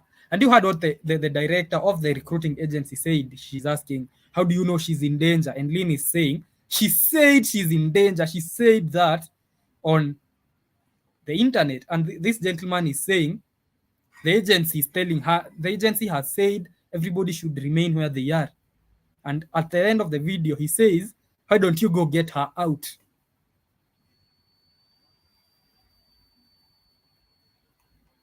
Those are the agencies that send our people there. And people suffer in the... I don't know if I can get statistics of the number of people, because the number of people who have died, been oppressed, been raped, been made to sleep with animals, been slept hungry in these countries in the Middle East. The number is... I can't... If I go to YouTube right now and search for Saudi Arabia death, I'm gonna find more than 100 videos, and I'm not even exaggerating, and I'm gonna do that. So how the governments watch this happen, and people like this gentleman here or continues to run the recruiting agency, continues to recruit more people and send more people to the Middle East, despite us knowing what is gonna happen when they go there. I do not understand.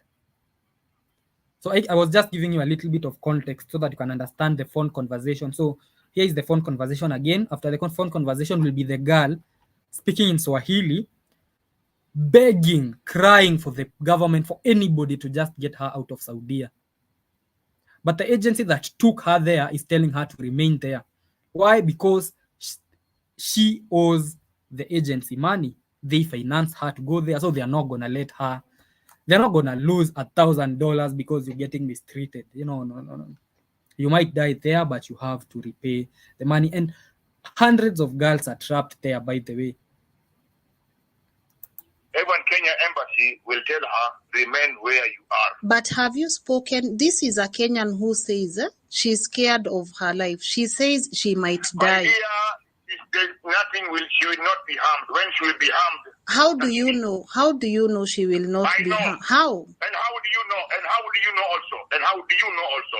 Okay, you go get her. Go and talk to Kenya embassy and get her. Hapa nilipo sasa ni nyumba ya pili, nililazimishwa kufanya kazi nikiwa mgonjwa, nikakataa. Wakataka kunichapa, nikaambiwa nitapelekwa kwa polisi, nikateswa miaka 2, nitauliwa.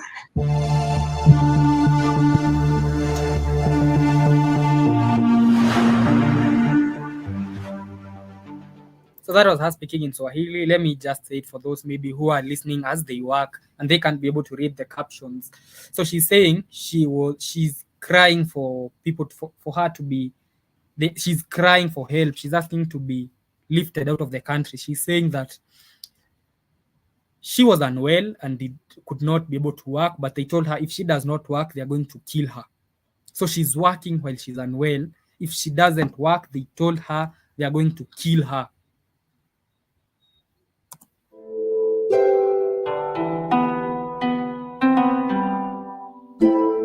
Kwa majina naitwa Shila Ndalo, mkazi wa Moisbridge. Nilikuja Saudi kupitia Aldawich Agency pale Thika Road Muthaiga stage ya Ndizi kwa Shell. Nilikuja Saudi ndio niweze kukimu mahitaji ya watoto wangu wawili, nisaidie familia yangu na nipate capital nifungue kazi yangu ya salon. Hapa Saudi hii ni mwezi wa 5, niliteseka kwa nyumba ya kwanza, nikaomba ofisi nibadilishiwe nyumba, which will take long, ndio nikachangiwa. Hapa nilipo sasa ni nyumba ya pili, nililazimishwa kufanya kazi nikiwa mgonjwa, nikakataa. Wakataka kunichapa, nikaambiwa nitapelekwa kwa polisi, nikateswa miaka 2, nitauliwa. Nikapigia Kelvin simu, nikamwambia apige ofisi, hawakushika simu zake. Akawaandikia message kuwa wanajua vile napitia huku Saudi na wasiponisaidia itakuwa mbaya, watatake action familia yangu. Nina watoto wawili, Steph na Kate, wanakaa na aunti yangu. Mimi ndio breadwinner. Nimefulia watu nguo kwa maisha yangu, nimeuza nguo kwa soko, nimefanya vibarua za shamba, lakini bado sikumekulia watoto vile nataka.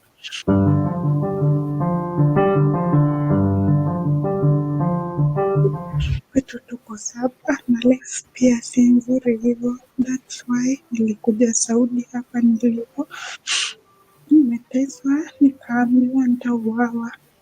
hapa nalipwa 900 riyal.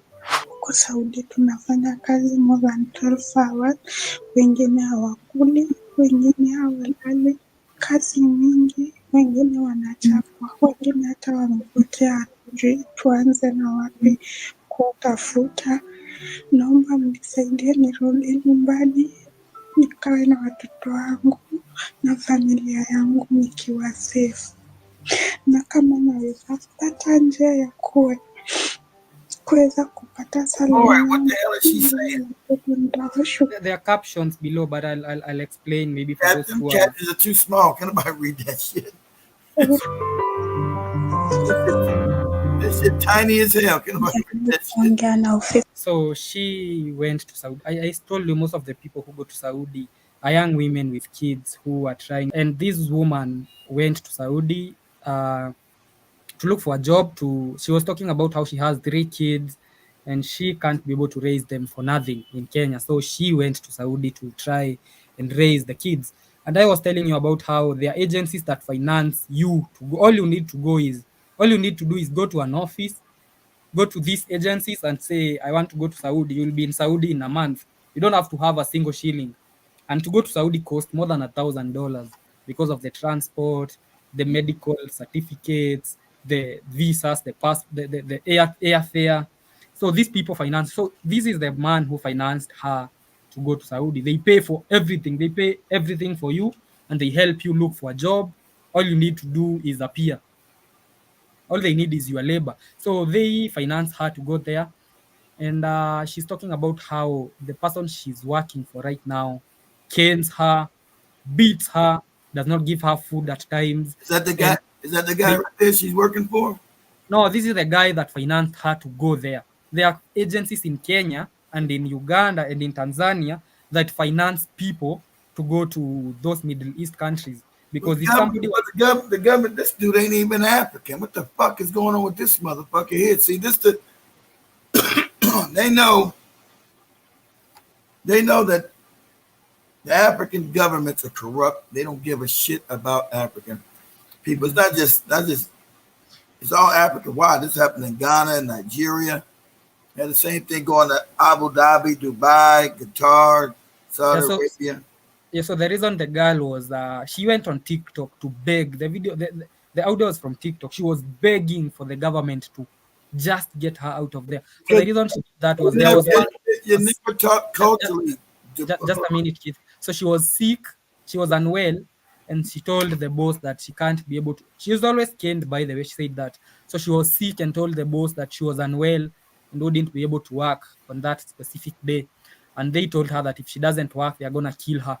And it wasn't a threat. They have killed so many people there. It doesn't make a difference. Hold on, let me say something. Mm-hmm. The governments in Africa have been negligible in teaching Africans. You have enemies. Africans don't know you got enemies. Historical enemies. Mm-hmm. You go up so blind and so fucking backwards. You have historic enemies. Mm-hmm. They've been our enemies historically. You raised in so much. I was on Irritan show yesterday. Mm-hmm. Trying to teach these. You've been raised in so many backward ass lies and fairy tales in Africa. You don't even know you have enemies. Africans, you have fucking historic enemies who have hated you for generations.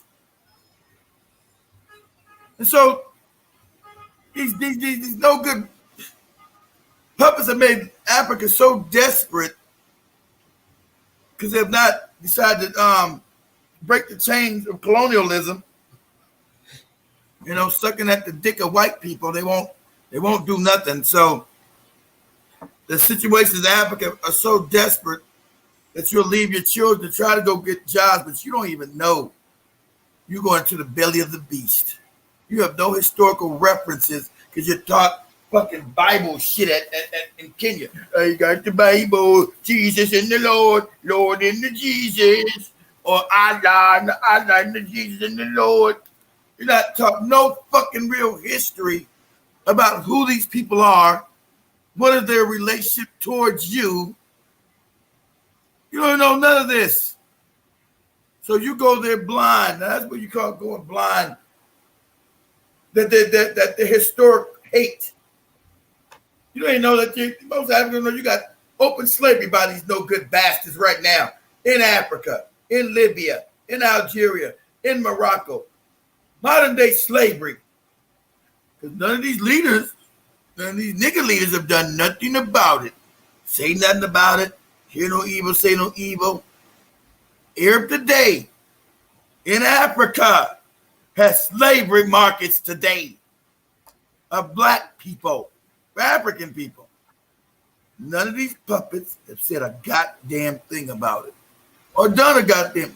These are war crimes, but they're too scared to go any war against anybody. Because this story is from quite a few years ago. Yeah, but yeah, I'm sure, yeah. I'm sure this gentleman right here still runs the agency. It was never shut down. I'm sure he still recruits people to send there. I'm sure. And you saw when the girl called them to tell them that she was getting mistreated, they told her to remain there. Nobody. So she's telling them, these people have said they're gonna kill me, and this guy was telling her, stay there. Nobody's gonna kill you. But they're telling me they're gonna kill me, and you're convincing me they're not gonna kill. And the salary is not even. Do you know how much they're paid? Salaries ain't paid. They're paid shit. They're paid shit. She talked about 900 reals a month. 900 reals is about $300. They're paid shit. That is $300 a month. That is the amount of money. And most of them don't get paid that. Most of them don't get paid. Most of them don't get that.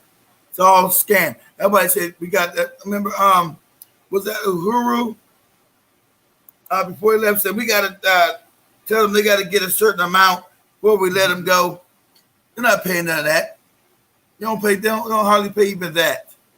So, see, I can't wait until you do a program on the Jamaicans. What about the Jamaicans? What the Jamaicans do? What the Jamaicans doing? I don't think the Jamaicans are going over no goddamn Saudi Arabia. What do the Jamaicans do? Jamaicans know that the goddamn Arab is not their goddamn friend. They know that. I don't see no Jamaicans in no fucking Saudi Arabia and Abu Dhabi and Dubai. They know that this no good Arab has never been their friends. They know that. The Africans that doesn't, African on the continent is fucking brain dead about who the enemies are. You gotta tell me what the Jamaicans did. Sorry guys, I couldn't do no show last night. I got home late. I got home like 9 o'clock. It's too damn late. I ain't making home 9. I thought I'd make home early. I make home to 9 o'clock. I don't know what the Jamaicans did. Jamaicans,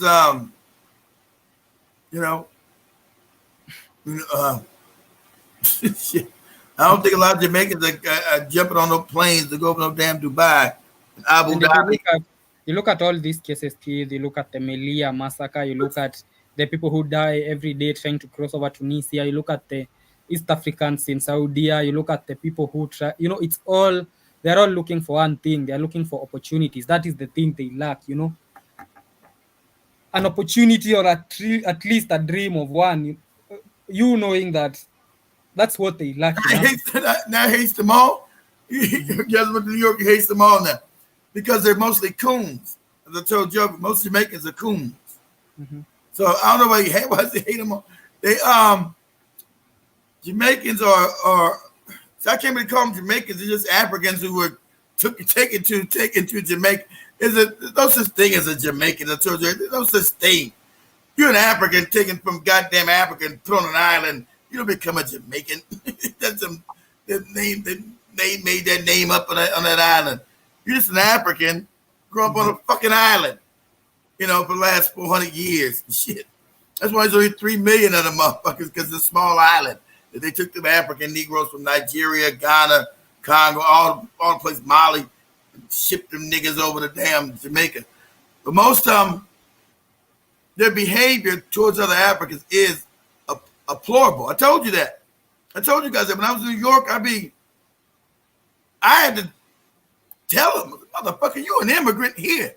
God damn it, what the fuck you think you talking about? You ain't built shit. You niggas are running away from goddamn Jamaica. You better act, we get some act right in you. What is you talking about? You an immigrant. So I had to throw the immigrant shit on their ass because I had a Jamaican girlfriend years ago, right? That lived in Jamaica, lived in the island of Jamaica, Queens. So I had met her in college, and so that's when I started going to New York. And so it was palpable. They got to talking crazy. I'm like, whoa, what? Motherfucker. I'm an African American motherfucker. Fucker, you think you talking to? Nigga, you Jamaican. You banana boat ass nigga, you think you talking to? Get your punk ass back on the boat. We made it possible for you to bring your punk ass over here. We did. My people. You weren't allowed to come here. You weren't allowed to come here.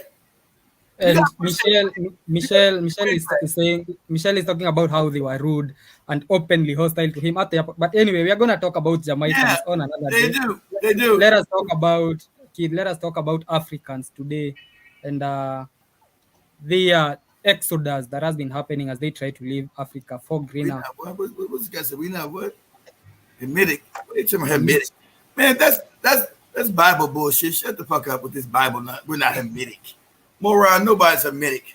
It's your Bible nonsense out there. Those things Hamitic and Shemitic, Shemitic, or Japheth, morons. That's your Bible. Get your head out the Bible. Prince of Diamonds. Ain't nobody fucking Hamitic or Shemitic either. Some massive African mind. So like, we're not Hamitic. No one's Hamitic, moron. That's from your goopy book of fables. No one's Hamitic, or Japheth. We're not Hamitic. Well, you're not African because they told you the Africans are Hamitic. You mad about being an African because they put it in that goopy book? We're not Hamitic. Get your goofy ass out of here. I had to look at what Hamitic means, and it's Hamitic means that it comes from. See, you was a Christian and don't even know what it means. I thought these Christians are crazy, man. They don't even know their own goofy religions. Hamitic means you are a Hamite. It comes from Noah. Yet Noah's kids were Ham, Shem, and Japheth. So the story goes that Ham, being African, is the cursed race because he's seen their daddy naked. I curse you because Noah was drunk and fucked up, and Ham said, "Damn, daddy, you drunk and you naked. Oh, dare you!" And he supposedly him and his goofy God cursed everybody, cursed the African race. That's how stupid. That was the reason why they talk about we went into slavery, right? Because we were cursed by God, Damore. Look, it's in the book right here. You niggas are supposed to be slaves to Shem and Japheth's kids. You'll read it. Because of the mixing with the Hamitic people. There's no Hamitic people. God damn. When you're taking what you mix with what Hamitic people? With them Hamitic people, and of course Ghana and Ashanti tribes was raped our ancestors at the time they were slaving us and sold us to I don't know, not most Africans didn't goddamn enslave you. They were fighting. You had some corrupt kings that helped with the enslavement, like the Dahomey Empire over in Benin. But that was a problem all throughout Africa. You had fights. You had some corrupt Africans that did assist because you guys had tribal wars, and they want to tell you you didn't all come from the coast of Ghana. They went inland to get the slaves. Inland. Back in Uganda, they went all the way inland to get slaves. Slaves came all around Africa. I have to tell you, it was only the west. They shipped them out on the west, sometimes on the east in Tanzania. But when they set their ports up, they would go inland to get those slaves and bring them out. That's why the African Americans' DNA's got all this shit up in it. Got Kenyan and Ugandan and Congo and all fucking Africa. They went inland to get those slaves. They didn't just stay on the coast to get them motherfuckers. They went inland, walked all the way into the continent, snatching people. So, is he Jamaican? He might be. He might be one of these goopy Rastas. They worship this cracker, this fake ass Haile Selassie. They worship a man. But these goopy Jamaicans have taken a cowardly ass man and made him their god. Only goopy niggas do shit like this. the Rasta. I'm a Rasta. So when I used to break these Rastas in their head, tell me they were, oh, yeah, but don't, shut up, moron. You just ignorant as any African on the continent. You worship a goddamn man from Ethiopia who told you he wasn't even black. He said he's a black Caucasian, you fucking morons. You dumbass, goopy, Rasta Jamaican niggas. You worship a man who told you he wasn't even black. You Rastafari, Rasta. And why you see all these Jamaicans with these white women all the time? Rastafari, Rasta, all that dumb shit. That's how, see, when I break their back with that fucking goofy ass Bob Marley shit, I'm breaking your back. You don't know history. I'm breaking your goddamn back and I'm fucking your soul up. You don't know shit. Talking about some worshiping some goofy man who told you he not in. And he told you don't worship him. When he went to Jamaica in 66, he told you goofy niggas on the island, don't worship me. Don't worship me. They was worshiping the man who said he wasn't even African. So he was part of the house of David that never existed. Right? They made Haile Selassie. He said, I'm not from the house of David, but they don't care. They just said, he's from the house of David. All these mythical, biblical shit that never existed. Then when I tell you, you get mad. I prove it to you, get mad. The little, what was it? What they called him, the little general? I don't know what they called that goofy Haile Selassie. He was a coward. Remember, he ran in World War II to England because they were going to kill his ass. Remember, the Italians were going to kill his ass. He left his whole people and ran to England and let his people fight by themselves because he was a coward. So you got only Africans take a cowardly ass nigga, a white man. He says he's white, and a white black man. Because remember, King Menelik said he was a cock. This is how fucked up they do to the Africans' mind. Let me do this real quick. Let me show you this shit. This is funny. This is how fucked up in the head you are, right? Let me share my screen real quick. This motherfucker right here. That's how we feel. But we keep warring with each other. So the Greeks will always win and eventually take Africa. You always fight with each other. Yeah, you lack education. Let me show you this shit right here with this motherfucker here. You see, let me open my screen. Let me see images. Oh shit, no, allow. Images of, damn. Hold on. Images of King Menelik of Abyssinia. As before. Now, this nigga here, right? This nigga here said he's called. Now let me share my screen. Now let me share my screen. This moron right here said he's Caucasian. Okay? Said he had nothing to do with African people. Remember, this is where they changed the fake name of Abyssinia, Ethiopia, to try to claim the biblical bullshit. These people are not even Ethiopians. Ethiopia in the Bible was talking about Sudan, not these motherfuckers in Ethiopia today. They're talking about that. So this motherfucker right here, this nigga here, right, said he's Caucasian. This nigga here said he's Caucasian. Right? Let me get images. This nigga here said he's Caucasian. Okay, let me get a better picture. They probably trying to make him white. I need a real. I only got a real picture of this moron no more. But this black ass, blacker than me and Demore both. This black nigga said he's a Caucasian. Okay, this nigga here said he's Caucasian. See, of Abyssinia because it wasn't named Ethiopia. Oh, let me get this. This is better. This nigga here said he's a Caucasian. Okay, this nigga here said he's a Caucasian. This moron here, because a white man that came in and filled these niggas' heads with so many lies in this goofy Bible. It got most people. The Ethiopian Bible is ain't no original nothing, morons. White man and destroyed these niggas' minds. This nigga's running around talking about he was Caucasian. This nigga here, and this ain't even good. He was darker than this, darker than a mother. He said he was a Caucasian. I'm a Caucasian.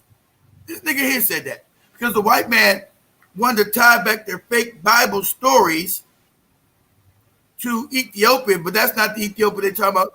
When the Africans are making that book, they weren't talking about that motherfucker. They weren't talking about Abyssinia. They're talking about Sudan was Ethiopia. So if you know anything, Kush Empire was considered Ethiopia. Then at one time, all of Africa was Ethiopia. But The white man's got to like say, oh, this shit don't work. The lies don't work too much. Let me say that these people are white black people. Because all that shit was written by Africans. Because it was a stealing of spirituality from Africa to civilize white people.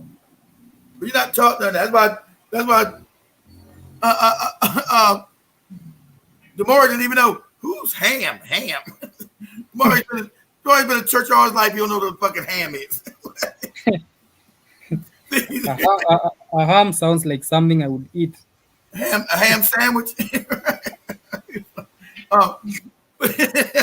But they be in these goofy churches all day like they don't even know the history of this fake shit. Who's Ham? But since I've studied it, I know all this stuff.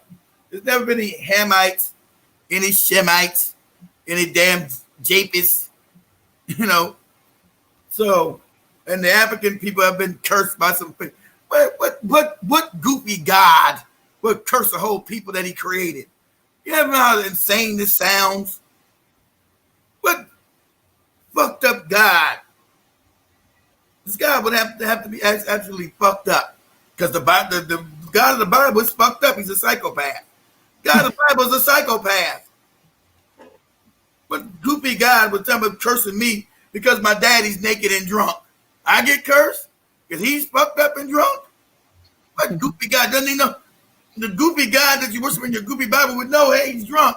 So why would he curse me because he's fucked up? You ain't even done nothing. You're not the one who drank. Yeah, you not did nothing. You walked in on your daddy. Hey, man. You're probably just chilling. Yeah, that's what it said in the Bible. You were chilling. You walked in on he was drunk and naked. And so since you laughed, I think Ham laughed at him. Like, God damn, drunk. Daddy, you fucked up. Oh, dare you! You have disrespected me. I put a curse on you and your generations, and you will be the slaves of your brother Shem and your other brother Japheth. So that's them justifying. That's how the white man justified slavery. So it's in this goofy book. So that was the reason, Jamar, they said they had the right to enslave African people because we're the children of Ham.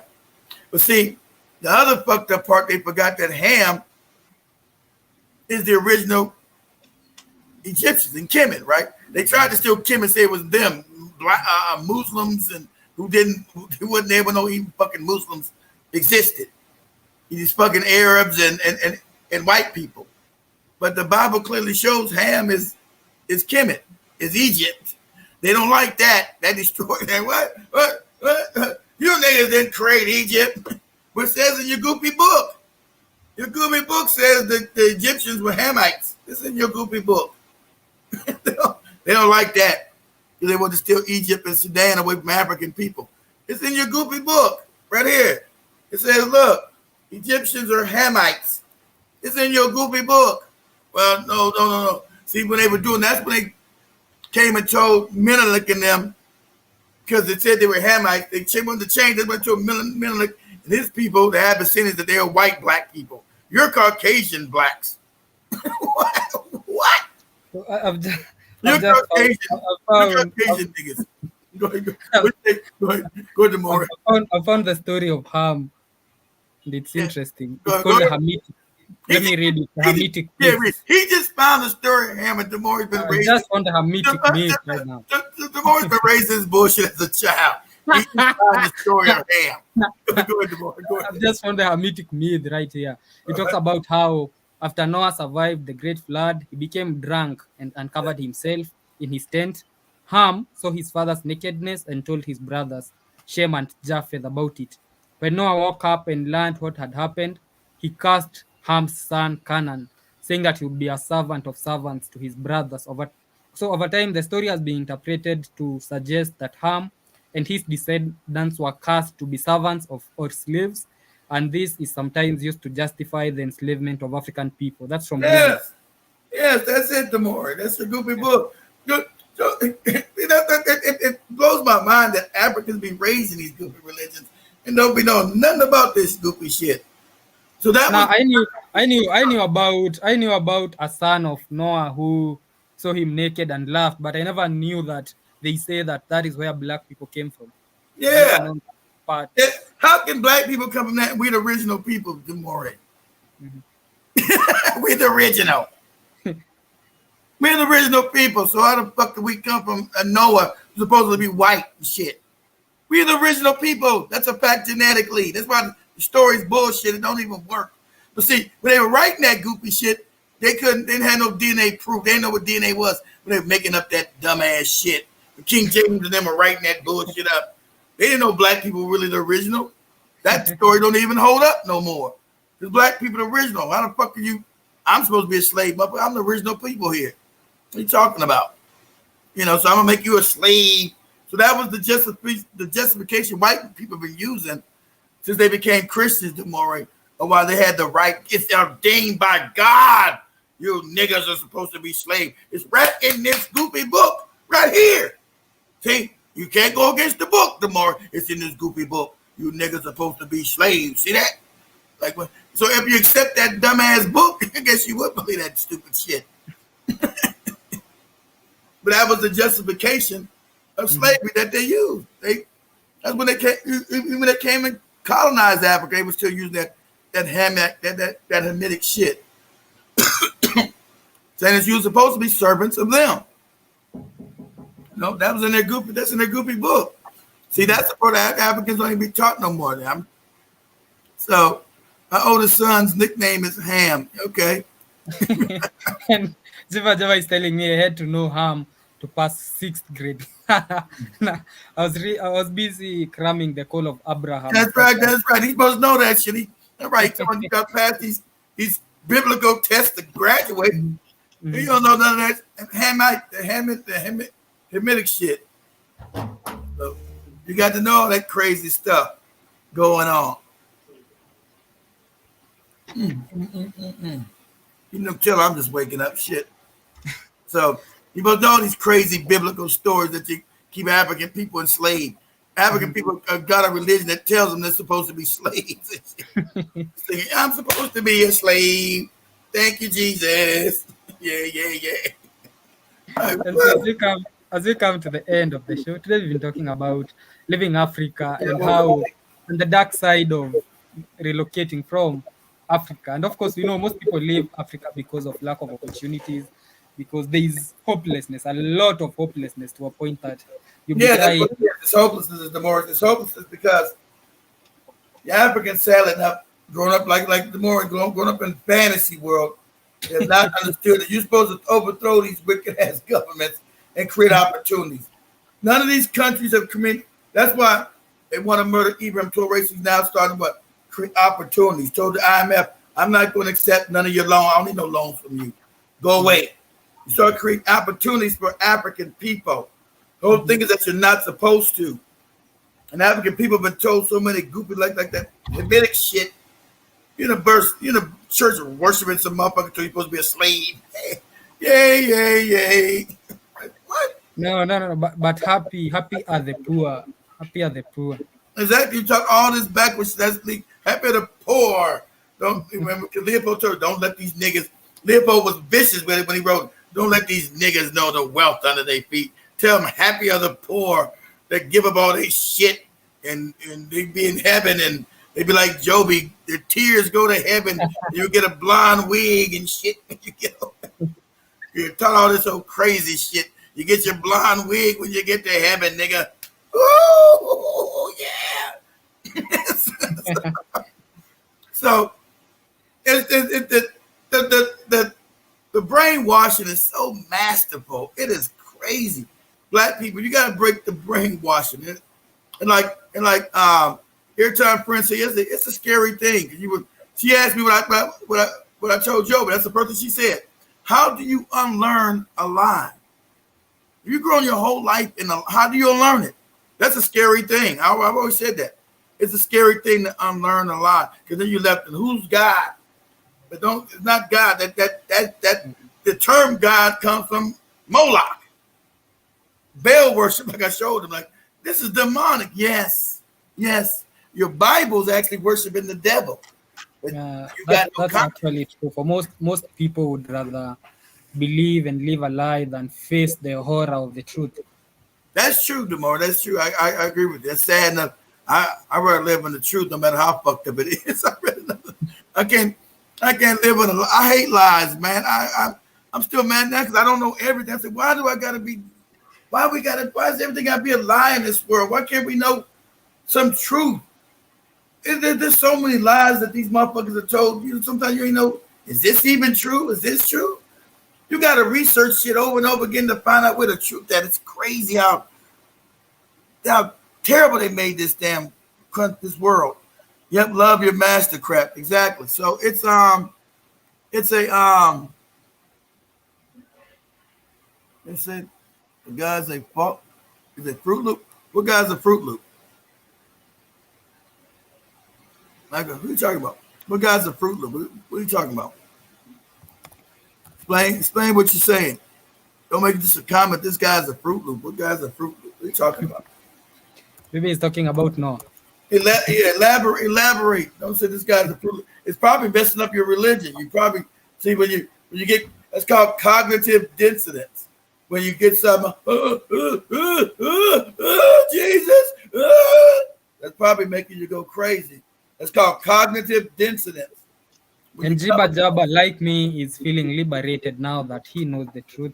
Yeah, knowing the truth is sometimes very liberating. And I was saying, as we come to the end, HR is coming up in a bit. As we come to the end of the show, I was saying, no matter how, in regards to what I've been talking about today, in as much as Africa might be messed up real bad, in as much as there are no opportunities, there is a lot of hopelessness happening around. You don't have to go be treated like an animal elsewhere. Yeah, and if you open your eyes, you're gonna realize that change is coming to Africa. It has actually started coming. Don't you look at the Sahel countries, you look at what has been happening in Senegal, you look at what has been happening in Burkina Faso, in Mali. Then you read the Bible, ask for the Holy Spirit. Hey, moron. Hey, yeah, come get this work, you moron. I need time. What Holy Spirit, idiot? What's the Holy Spirit? What is it? Hey, read the Bible. What Bible are you talking about, idiot?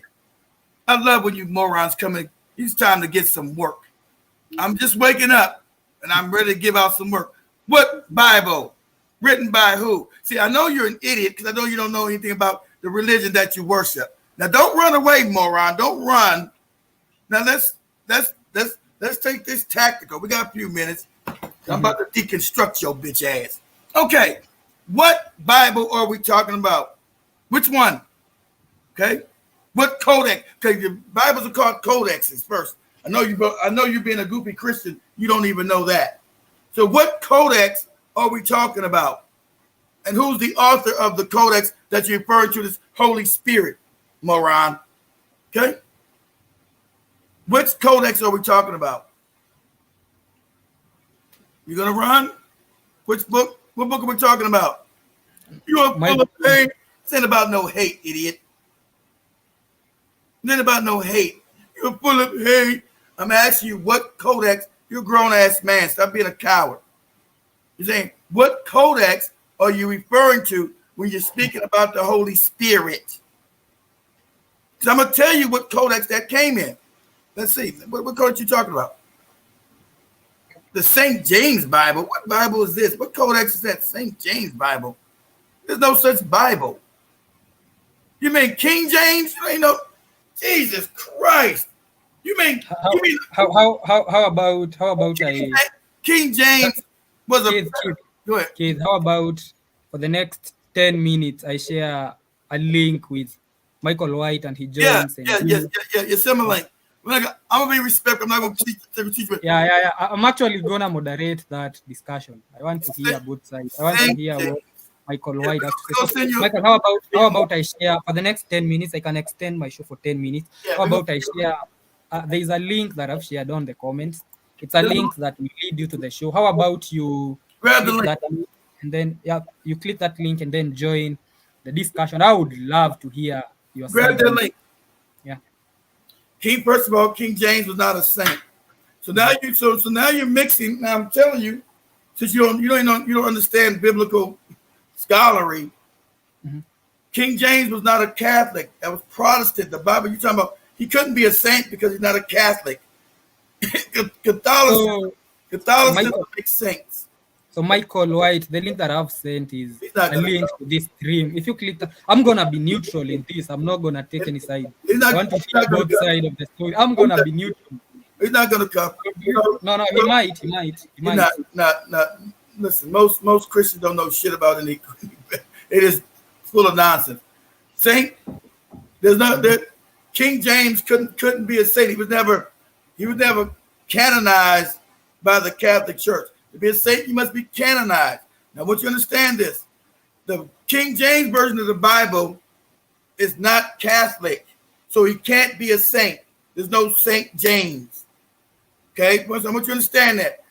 The King James version of the Bible is called the Protestant version. That means the people that have left the Catholic faith. Okay, that's a Protestant Bible.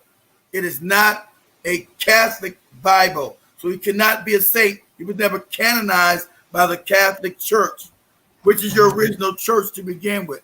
Okay, so he couldn't be. So the Protestant religion is the only true. Well, you just called them saint, so now it's the only true faith. It can't be the true faith. See, that's how you know you don't know anything. Your religion comes out of Catholicism. Mm-hmm. So how can it be the true faith when Protestant religion only goes back 500 years? Pull this up, Demore. Say, when is the beginning of the Protestant faith? Only goes back 500 years ago. So how can it be the true religion? It's only 500 years ago. Come again.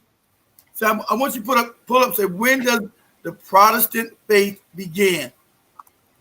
We talking about the Protestant religion is the only true faith. I want you to put it. Let me check that out really quick. We got 1517. It says 1517. So 15, like I said, 500 years to more, right? But that's the true religion. God. There's only five. God is billions and trillions unknown beginning of time. But his religion only starts 500 years. So how can it be any truth? He said the Protestant is the only truth. You see how crazy he sounds? Because he doesn't know any real history. How can it? The Catholic faith is fake. Your Protestant faith comes from it. See, that's how you know. That's it. That's how you know he doesn't know what he's talking about. You naming people saints that can't be saints because the Catholic faith is your original church. The Protestant church comes from the Catholic Church. John Boy can read that. I'm sure he got it right there. We're telling him where it started because it was you were protesting the Catholic Church. That's why it's called Protestant protest. Did it begin with Martin Luther? Martin Luther was mad. He was a Catholic priest, Demore, I tell you. He's a Catholic priest. He got upset about the practices of the Catholic Church. He said it became too corrupt because it always was corrupt, right? It says that there was a disagreement over whether Christians attain salvation in heaven through faith in God alone or through a combination of faith and good works.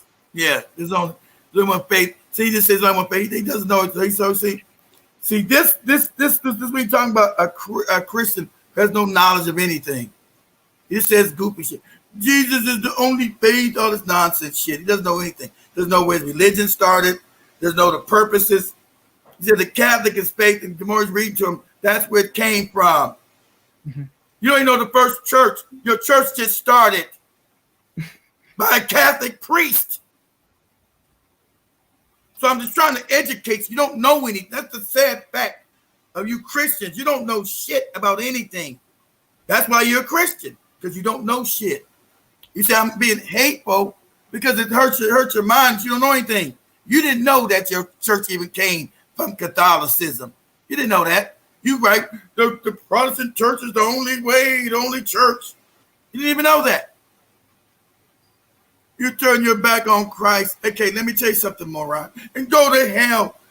Let me teach you something, okay? Where does hell come from?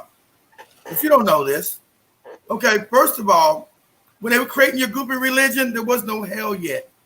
You don't know any of these things, right? And Christ is not a person. Christ is a vibration. So do this for me, Demore. Put us up on Google real quick. Say, who were the 13 Christs before Jesus Christ? See, Jesus never existed. I'm sorry to tell you that, Michael. The Christ concept was stolen. And so that's why you have all these Christs in history before you make Jesus Christ. They were all fake too. It all comes out of African spirituality because Christ is a concept, a consciousness, not a person. That's why the more is going to put up a bunch of Christ. Say, who were the 13 Christs before Jesus Christ? Who were the other Christs before Jesus Christ? That's what he started making up the religion. It's talking about the world 16 crucified. Yes, 16. Yeah, that's it.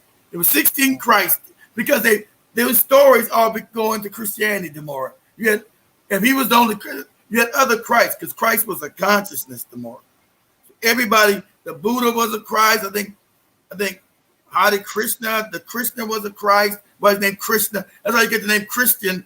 Krishna becomes Christ, the Jesus thing. So you had these stories that already existed that they just copied from tomorrow. That's why history is so important. That's why actually knowing things are important. So your mind won't get encapsulated. His mind is encapsulated. It's based on Jesus' true teachings. No, he's not a historical figure, moron. Sorry. Hate to tell you that. Christ is not a name. See, that's why Demore just put up other Christ. How's everybody got the name Christ? Christ is not a name. Nobody's name is Christ. His last name is not Christ. Worship them, but his name couldn't even be Jesus either. Okay? Name wasn't Jesus either. All right? So tell me, his name is not Jesus, but his name is not Christ. Nobody's last name, I know they told you his last name was Christ. It's not. So there's a bunch of people named Christ.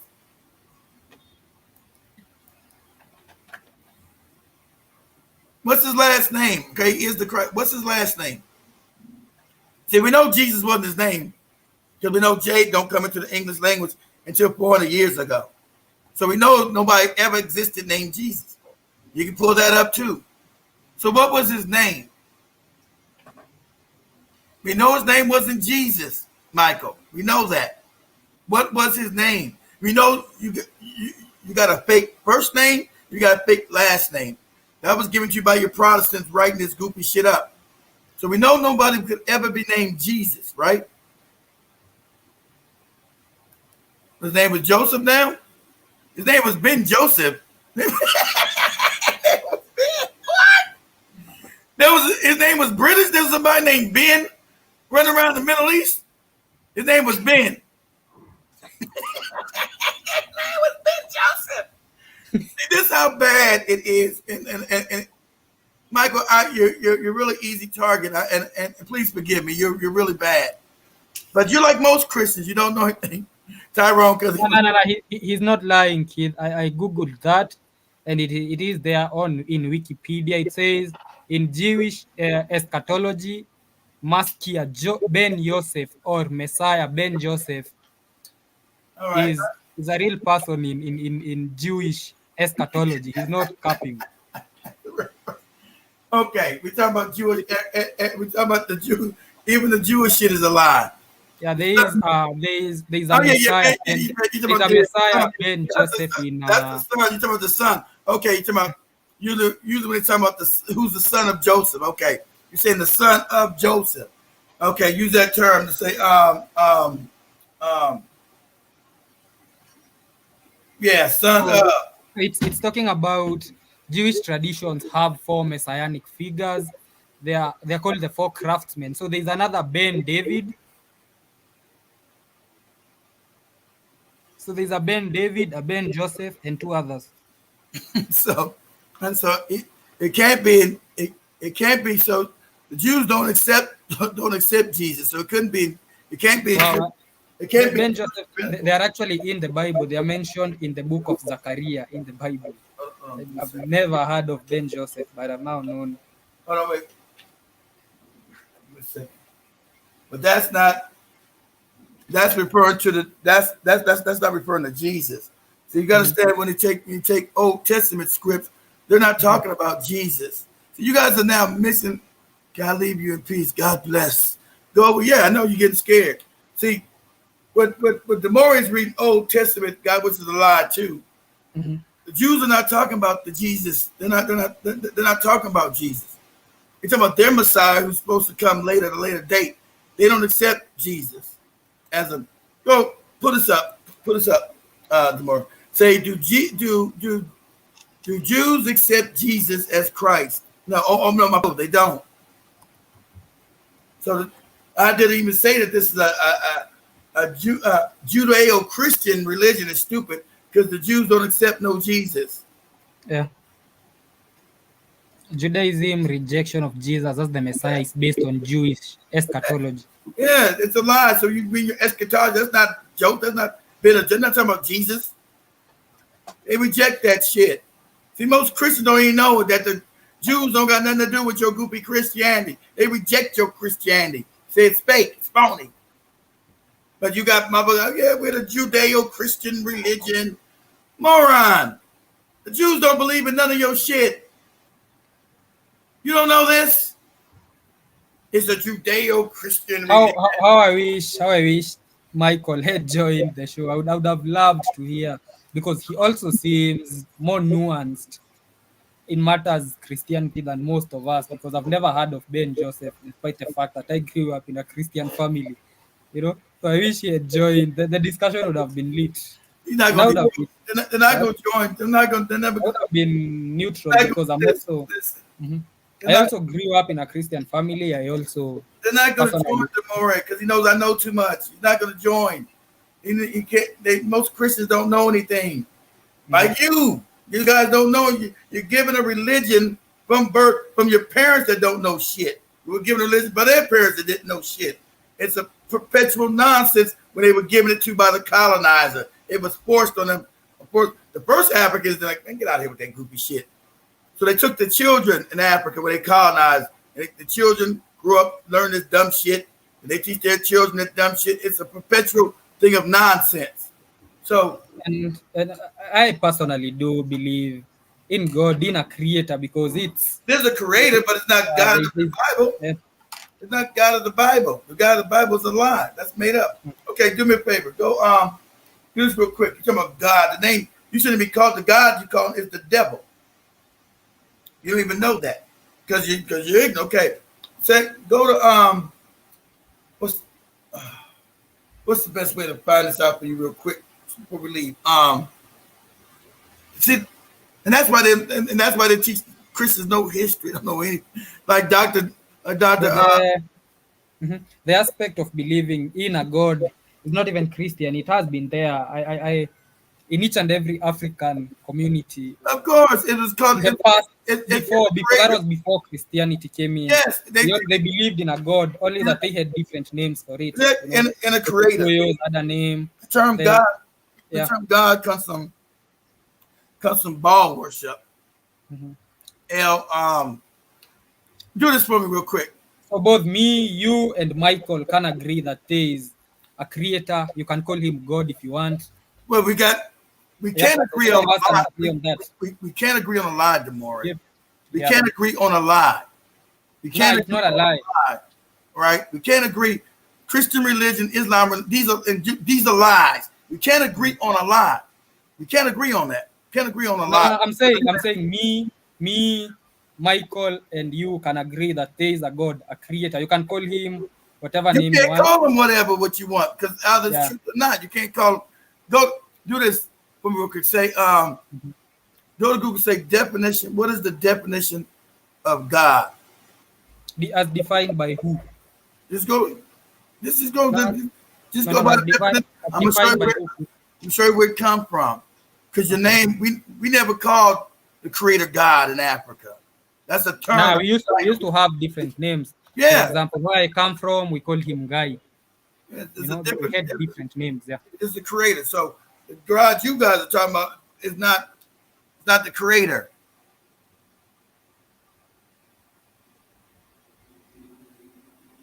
If I tell you it comes from German, at that time Germans weren't even Christian yet. Let me see the origin of the word God.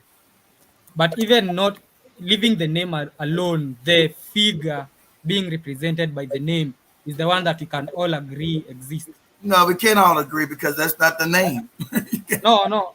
You can't call God because they. No. They Kid, call leave the race. name alone. I Leave get, the name I alone. get you, but you're I'm saying talking about the figure because- being represented Well, by black the name. people are not calling on the right. You call them God and Lord, not even know what these terms mean. You can't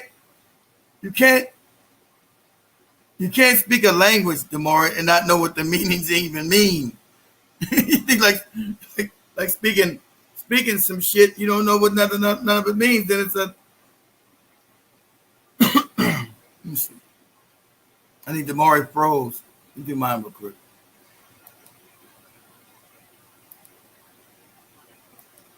Demore froze.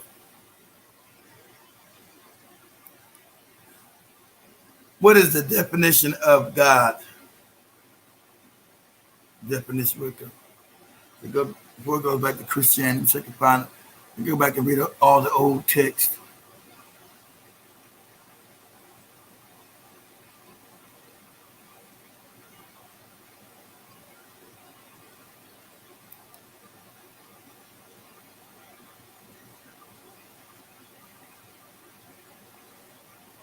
It's Christian Science.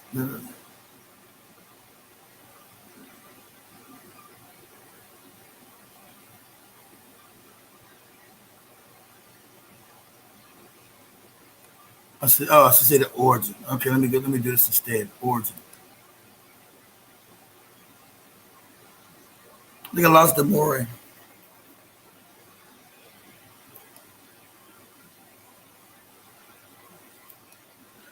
What is the origin of the word God?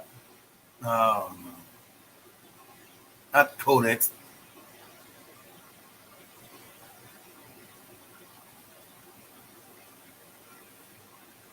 See, some of the Christian codex, that's not where first Proto-Germanic golden.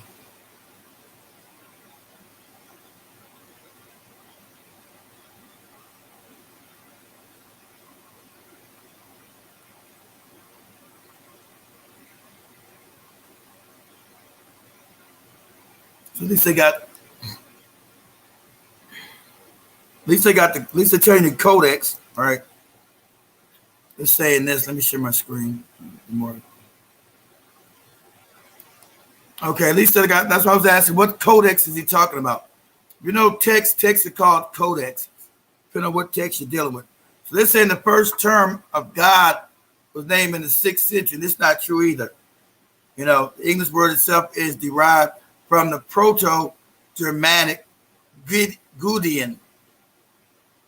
Okay, because we know Gudian. So, like we said, because we know English is a derivative of German.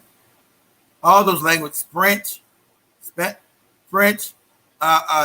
they all come from Germanic language because they were all Germanic people.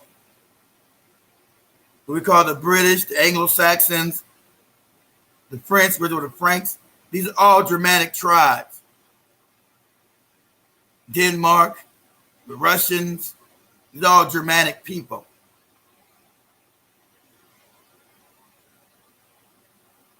So this is where this term supposedly came from. They're talking about, and they weren't even Christians yet in the 6th century yet.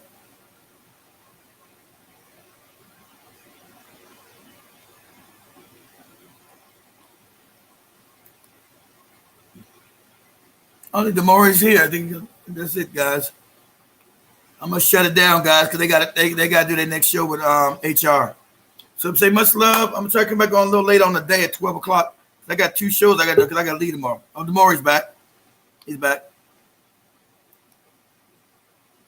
Demore's back. I was about to wrap it up. He's back. I was just about to wrap it up. I actually had somebody in the studio who was listening to you all that time, and he is a Christian, and he feels like he also has something to say. All right, he can come get this work. Yep. So he's you'll just. I'm waiting. I'm waiting. Oh, give me a second. Give me a second. I gotta use the bathroom real quick. Give me a second. Okay. And I had lost power for a moment right there. Looks like the discussion was too hot that we lost power. And I have a guest. I had somebody in the studio who was listening to the whole conversation between Kid and Michael White. He's a Christian, and he has something to say. And Jiba Jaba was telling me to read Revelations 2:9 and Revelation 3:9. I'm gonna be reading that. So why don't we hear from Eric? Charles guest. Why don't you tell us about Jesus and what you are listening to as kids? I know you can't see him, but he is on the other side of the studio. Hello everyone, my name is Eric. Yes, I'm a Christian.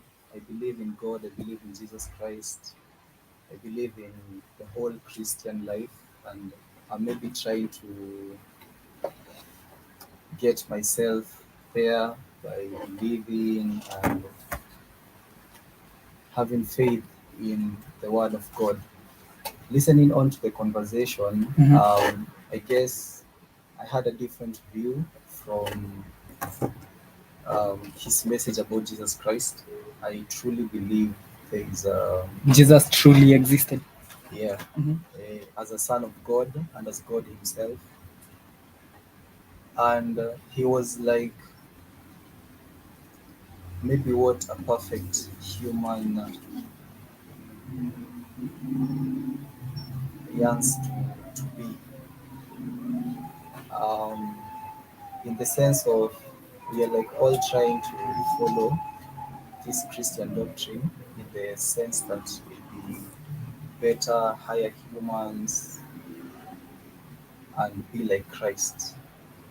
And he's like an example to how life should be lived, maybe without sin. The whole concept of Jesus Christ was to come and provide a solution for people to get right with God after the fallout from Adam, Eve, all the way. So Jesus was like a sacrifice, maybe just a life chance for us to be truly humans. And so allow me to ask this. What makes you believe that Jesus truly existed? He was a true historical figure. He actually existed. Well, I wouldn't really get into scientific, but I know there's take that piss, boy. Woo! Shit. Just a minute, kids. Didn't get no piss. Just a minute. Relax. Eric was telling us about why he believes Jesus Christ actually does exist. He said that. Relax, kids. He said that he believes. All right. I'm listening. I'm listening. I'm trying not to be just as respectful as I can. I'll give you a chance in a minute. You ain't gonna give me a chance. Let's do this for the next. How many minutes, Joby? 15 minutes. Joby has given us 15 minutes. So he was telling us about why he believes in Jesus and why he believes Jesus is a true historical figure. And I was just about to ask him what race he believes Jesus was. Was he black? Was he white? And why do you believe he was that? And Jiba Jaba had told me to ask you about Adam's first wife. So first, you are telling us about what makes you truly believe Jesus truly does exist. Yeah, I believe you can hear me well. Yeah. Oh, okay. See, I want you guys to listen to him as a he's got a belief. He doesn't know. This is called belief. Belief is for children. Let's give him a chance. Let me finish. I'm gonna give him a chance. We talking about belief. Belief is for children. When you grow up, you're supposed to have knowledge. African people, you're supposed to know, not believe. Not supposed to believe in anything. You're supposed to know, and that's kept African people in a perpetual state of childhood, of childlike mind. Go ahead. Okay, kid. Go ahead. Well, I believe it's the faith he needs. If you actually live in faith. Tell him to get on the mic. I can't hear him. Oh, okay. I truly believe it's the faith he needs. If you truly believe that you're living a Christian life, you can truly witness the power of Jesus Christ in your life, the power of God in your life, like it's a reality for you. It's not really believe as much. It's on the other side of belief. Is Jesus God or is the Son of God? Which one is he? Yeah, he's the Son of God. And God, he came as an example of. He's God and he's the Son of God, right? Yeah. How does God become the Son of God? Well, you know, there are Trinity, God, Jesus Christ, Holy Spirit. They don't really exist in our terms of What how don't does really it exist? be? What don't How does exist? it work? I think You said he existed as a man. God became a man, right? And he was upset, right? When the story goes, he was upset with mankind, so he came to sacrifice himself, right? Now, why would God need a sacrifice? You know what sacrifice comes from? See, I want you have no historical references. That's why it's so easy to rip your belief to shreds. Why let him answer on why the first question that you asked. I don't want you traumatizing my guest. Wait.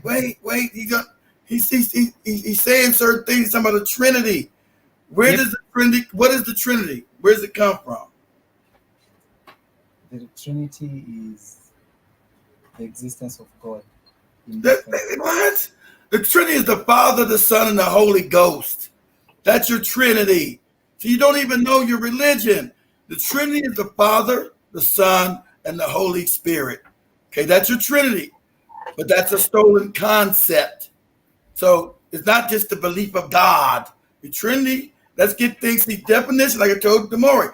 Definitions, meanings have certain definitions. You can't just say crazy stuff. Your Trinity in your Bible, you can look this up. Demore's got this computer. Trinity is your Trinity is your Father, Son, and Holy Spirit. Where does this come from? You as a Christian, you're supposed to know that. Where does this come from? Because you brought it up. Well, I truly believe we live in a spiritual world. We do live in a spiritual world. I agree with that. Spirituality has nothing to do with Christianity. But I agree with you there. I agree with that. But where does your Trinity come from? You said Trinity. See, like I said, he's a problem of African. Just a minute, he is answering, kids. Let him answer. Say, that's the existence of God. That doesn't. You can say that's the existence of God. It's not. What is the Trinity? Where does it come from? It's not the existence of God. See, pause. See, this is what I'm talking about. When Africans are taught nonsense from white people, they don't even know their belief system is so garbled. They'll just say it's the existence of God. It's not. Your Trinity is your Father, the Son, and your Holy Spirit. That's the Trinity. And asking where did that concept come from? You believe in it. You don't know what it is. You just say that's the existence of God. That is not. There's certain definitions. Mic check. Go ahead. That's a chart. Mic check. Wanting to also contribute to the discussion. Okay. Yeah. Why are you grilling my guest? He brought it up. No, I wasn't know. Demore brought it up. He said he wanted to talk. I was letting him go. But I was letting him go. Demore brought him up here. I wasn't going to grill him. That's what we do. That's what we do. You chased away my guest the other day. I brought in a guest. You traumatized him out of my show. You talking about the guy that showed up today? Yeah, the atheist. Yeah, talking about Michael. Oh, the atheist. But the atheist. Yeah, talking about the atheist. Yeah. Oh, you talking about the guy? Oh, yeah. You talking about the guy was talking about being an atheist. No, you can't be an atheist. That means you're another moron too, because there is a creator. There's no non-God. I mean, no non-creator. I'm not going to, he's a moron too. Don't go to the extreme because you know that the Christianity is wrong. Don't say, well, Christianity is a lie. I'm now an atheist. No, there's a creator. And it's easy to prove that too. But he went from one extreme because he was just upset about Christianity being lies that he went completely to the other side. I'm an atheist. No, you wrong too. You're wrong because the Christianity ain't real. Your atheism is not real either. Because like he's saying it was true, there is a spiritual world. So he believes in science. Mumia believes in science. It's not science because science came from Africa. It's called spiritual science. So through science, you can prove that the creator exists. Nah, you said you came from Darwin. You are an ape kid, and you came from. I told him it's wrong. That's why he left. Because you don't got facts. When you got black people that don't know shit, you get mad, they get scared. So I destroy your atheism. Because being an atheist is just as stupid as being a Christian. They're both bad. That's why because you ask yourself, okay, you got your one goopy religion, your Christianity. Why is it not global? Kid, you don't even realize you chased away a celebrity. Do you know Mumia is a very big person in Kenya? The one that you chased. He's the chairman of the Atheist Society of Kenya. I don't give a shit what he's because if you're a moron, you're a moron. I can't. That guy calls the media to his house and releases a statement. It will be in the news. Hey, we're good. Yeah. You know, if you're so traumatized by Christianity and you become an atheist, you still haven't done enough study. If you can debate me, then debate me. Then don't be scared. Don't run away. Prove your atheism.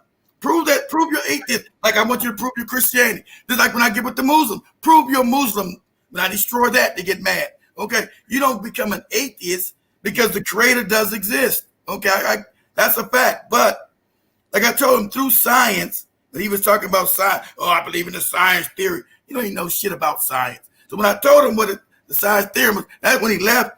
Don't say you know shit you don't. Now, don't get me. If you're gonna debate me then. But you don't know nothing, you get upset. So do you know the question that Eric is gonna ask you is, and the Christians, I know he will want he'll want to ask you this is, and exactly. You are messing up the money. Just a minute. The question that he's gonna ask you is, most of us were raised in Christian families. Me, Joby, Richard, we all were raised. So my dad was a senior deacon. My mom was the head of I don't know what for women. I played the keyboard. All raised in that bullshit. So listen, kid. The question that they're gonna ask you is, you came from those families used to pray, kid, and they would pray, and they still do. Yeah, they would pray, and somehow things would happen. So Eric is gonna ask you. You're telling me things that happen because just a minute, kid. Just a minute. He's gonna ask you a question you won't ask. You let me ask. You keep saying just a minute to me. Wait for me to ask my question. He's gonna ask, how come I pray to the same Jesus? And isn't that a question that you'll ask? Maybe I'd ask your the Muslims would say the same shit. Why do I pray to Allah and shit happen? Why do Hindus would say the same thing? Why do I play to whatever goopy god they got? This shit happen. What I want to hear from you, kid, is how can you debunk Christianity to our guest in a summarized way? Okay. Debunk Christianity. Christianity starts from he needs to go research this. Him being a Christian is not going to do it. They're scared to research the shit. Okay, first of all, this how you easily debunk it. You have the Greeks who finally get powerful enough to come down in Africa. At that time, Africa was still in rule of the planet. They have enough strength now to finally come into Africa and to control it. The cracker says, make me a god. Make me into a god. The Africans say, we don't make you crackers into no god. Fuck you talking about? Fuck out of here. So they said, well, if you don't make me a god, I'm going to start killing you niggas. So one group of Africans decide to create this thing called, this is where Holy Trinity comes from. They decided to put the Osiris and the bull Apis together, and you get something called Osiris. He becomes, and put us up, Demore, put us up so you can see it. I'm giving them history, summarize it. So Osiris becomes Serapis. It becomes Serapis Christos. It becomes your Christ.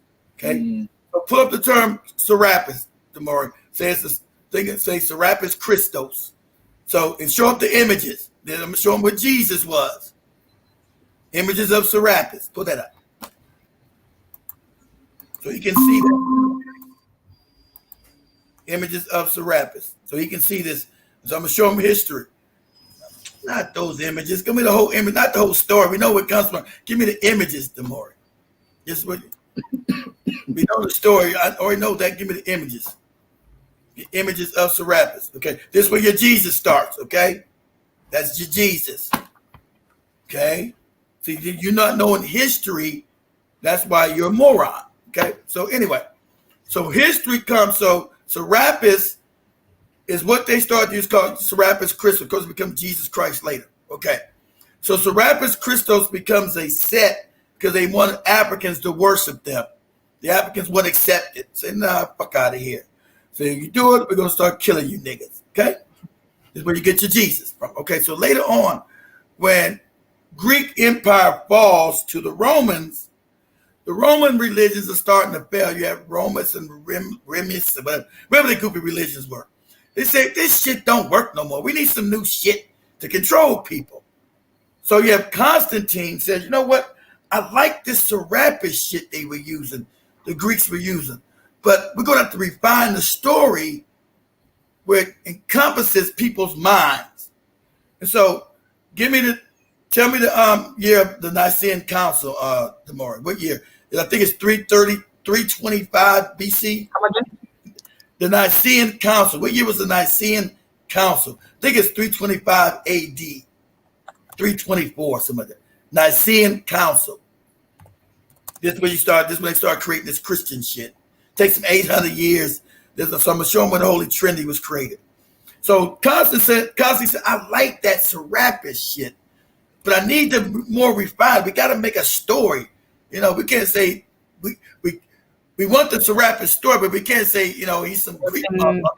AD 325. Right.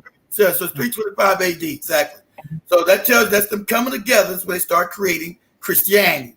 Start creating it, the religion. Because Constantine is the emperor. So he goes to Africa and says, hey, man, you guys remember that Serapis shit you made 600 years ago with these Greeks? I like that shit. So what we're going to do, we're going to start merging stories around this person, right? Because his name wasn't Jesus. We know there was no J yet. So he said, I like that. And so the Africans are saying, we can't make that. That's make believe. We can't do that. So you'll do it or I'll kill you. You do it or you die. You'll do it. So once again, they got the council. And so I want you to tell me how many councils were there, Demore. Like 8, 9, 10 councils for 800 years trying to make this goofy religion up. So in the first council, they come together and say, okay, we know this came from Apis and Osiris. What of Yeshua? So they're saying, there's no you sure. This all made up shit. So he's saying, see, he doesn't know about, him being a Christian, does he know any of these councils? Him being a Christian, he know these councils. So I get an atheist guy credit. He knew the councils. He knew, he needs to went back and knew these councils that created this bullshit. So how many? There were 7 councils, seven of them. Yes, it was 7. As you summarize, Yeah, so it was 7 councils. It took them like 600-700 years to create this goofy religion because they couldn't agree. They kept saying, first they were saying, is this thing we're creating from African people, is he a god or is he a human being? This is when they first argued. They was arguing. They said, well, he can't be a god because we're creating it and we're making him white first, but he comes from black people. So this can't be right. So that's why he got no history. They said this can't be right. So they take Osiris. Your first trinity is Osiris, Horus, and Isis. Okay.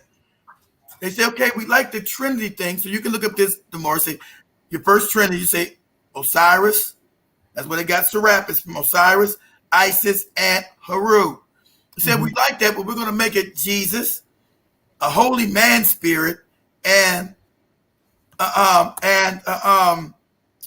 Jesus. Wow. And so they said, this is faggotry. How can you get, and that Christian don't know this is made of faggotry because the cracker is a natural faggot. No, you know this. You can't have a divinity, a trinity without a woman. But they don't know this. So they said, because the cracker wants to gets rid of the women. So you got, because when they were making, these were all the arguments, 7 councils. Say, what? You talking about you got a man, you got God, a Jesus, and a Holy Spirit. That's 3 men. That's faggotry. This is homosexuality. This can't be. And so they were arguing. They said, listen, this is what we want it to be. He said, no, We can't do that.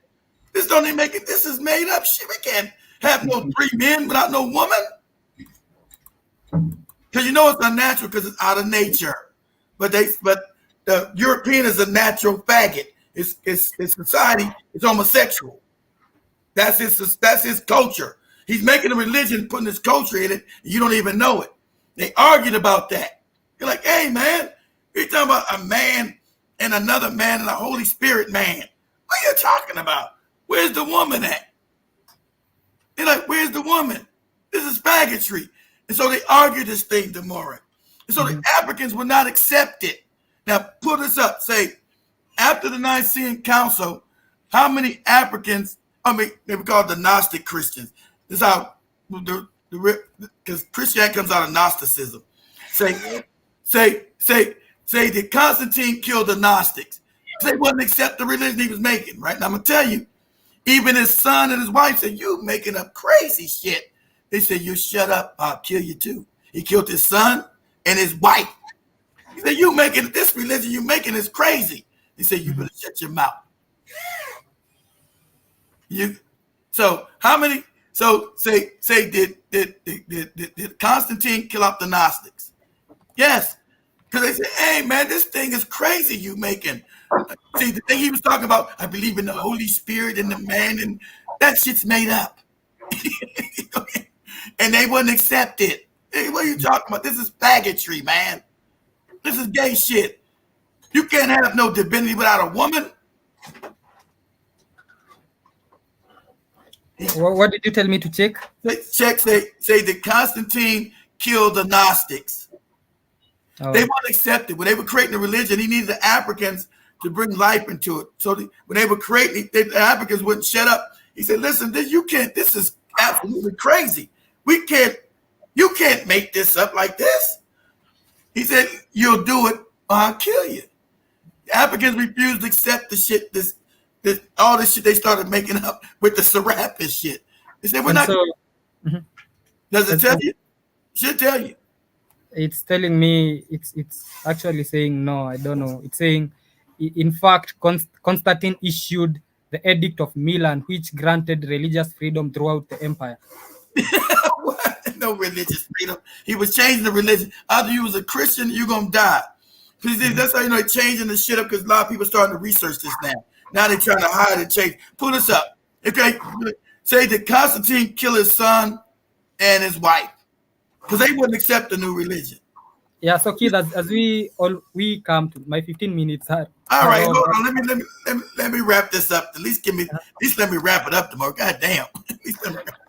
Talk to Joby, not me. Okay, let me wrap it up. So Constantine kills out the Gnostic. This is history. This is fact. So this say, did he kill his wife and his son? Yep. Yeah. So the reason why he killed them, Lord, executed. They're not gonna tell you they killed him because they wouldn't accept the Christianity he was making. Okay. And he's a historical book. They said, man, you're going too crazy. Man, spirit, all this crazy shit you create, right? They say, so his wife and son said, no, we're not going to accept this crazy shit you make.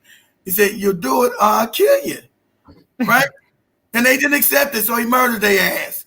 So, ain't it funny? Demore, why would you need 7 councils if the belief is real? You had 7 councils to turn it into a religion. That's what you were creating it. They were arguing. Every time somebody wouldn't accept it, I'm not accepting that shit.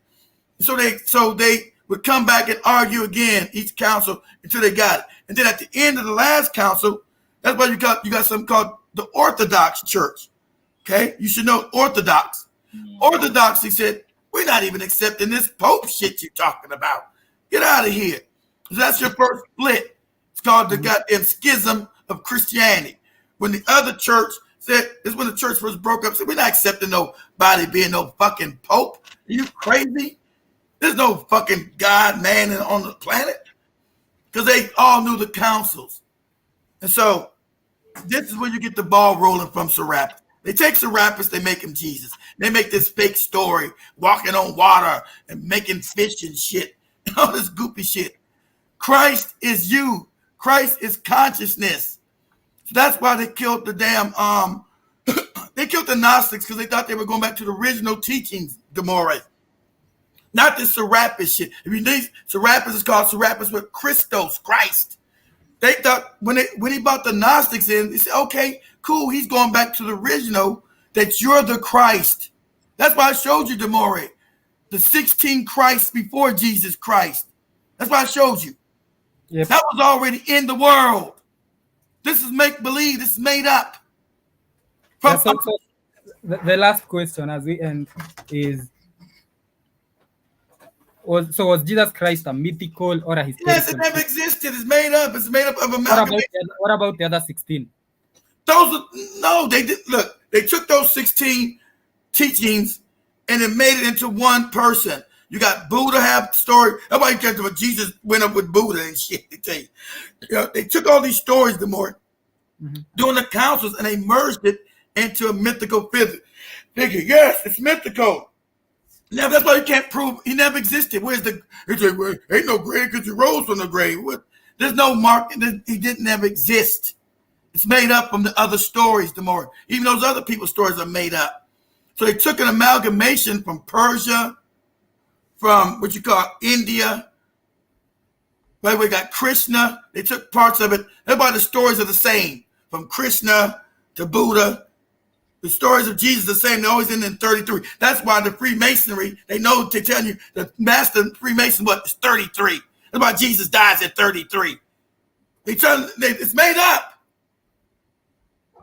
Because all these things are made up. But you don't know that. That's why you got to go to esoteric. What's esoteric? They give you the exoteric meaning of it, but not deeper. Is it deeper? It is, but like what you're just saying, spirituality is real. You just don't know what it is. They told you it was devil worshiping and evil. Spirituality, that's why I told you the guy who was talking that atheist shit. He's wrong. There's a creator of the universe. Science shows you that. He's talking about science. Science shows you there is a creator. There's a grand architect. He's not this Jesus nonsense. That's made up shit. That doesn't, just because this is made up doesn't mean it's not a creator. Just because Islam is made up, these are made up. But don't get mad at me if I show you. This is fact. These are made up. He's not the God you talking about, not God. As we come to the end, so you gotta know the Trinity. Trinity is Osiris, Isis, and Haru. They took that and made the Father, the Son, and the Holy Spirit. And they argued. And then this is faggot shit. What are you talking? You can't have a man without a woman? Because you can't. I got your whole God is a man. Everything's a man. That's faggotry. And the reason why the Europeans did that, because they hate their women historically. It's out of balance. You can't have anything in nature, in life, without a woman. It's out of balance. That's why our Trinity was what? The man, the woman, and the child. They completely fucked that up and made it all men, which is homosexuality, because that's their nature. Their society is always based in pedophilia and homosexuality. Most Africans don't even know that. Pedophilia and homosexuality. That's why they push it today. But okay, I'm done. But listen, go back, study that shit. Why it takes 7 councils, Demore, to keep making this religion if it was real? Because they making it up. They're like, oh, I don't agree with this. I agree with that. I don't agree with this. Then they would go back and say, oh man, this shit's fucked up. Then they would come back again and have another council. That's enough truth for the decade. Yeah. You have already traumatized my friend. Wait. But your atheist friend did know that. I give him credit. He did know, because he went back and researched the books. He went completely to the other side. Oh, this shit's fucked up. It's made up. I'm going to be an atheist. No, you're wrong there too. Time's up. Time's up. Time's up. All right, Joey, calm down. She gave us 15 minutes. Much love, man. That is all we had today. A big shout out to Doreen, to Jiba Jaba, to HR, who's in the studio and coming up in a bit with his guest who is traumatized. Big shout out to... Don't blame me, HR. Demore brought him up here. So they should have took him to the atheist dude. A big shout out to 10 Speed. A big shout out to Michelle. A big shout out to Prince of Diamonds. A big shout out to General Mosquito, Jiba Jama, and everything that was with me. Tell them to pray for me. I gotta make some more commercials. I got some more shit. I gotta make this commercial of this thing right. Tell them to pray to Jesus that I get some goddamn money, get some sales. Every little bit helps. Pray to Jesus, Allah, whatever mythical figure you believe in, Allah, fucking Buddha, whoever. So much love, family. I'll see you on Monday on the updates. They always make me laugh. Why does things happen to me? Because I pray to this Jesus. Same thing the goddamn Muslim says. Why do things happen to me when I pray to Allah? I don't know.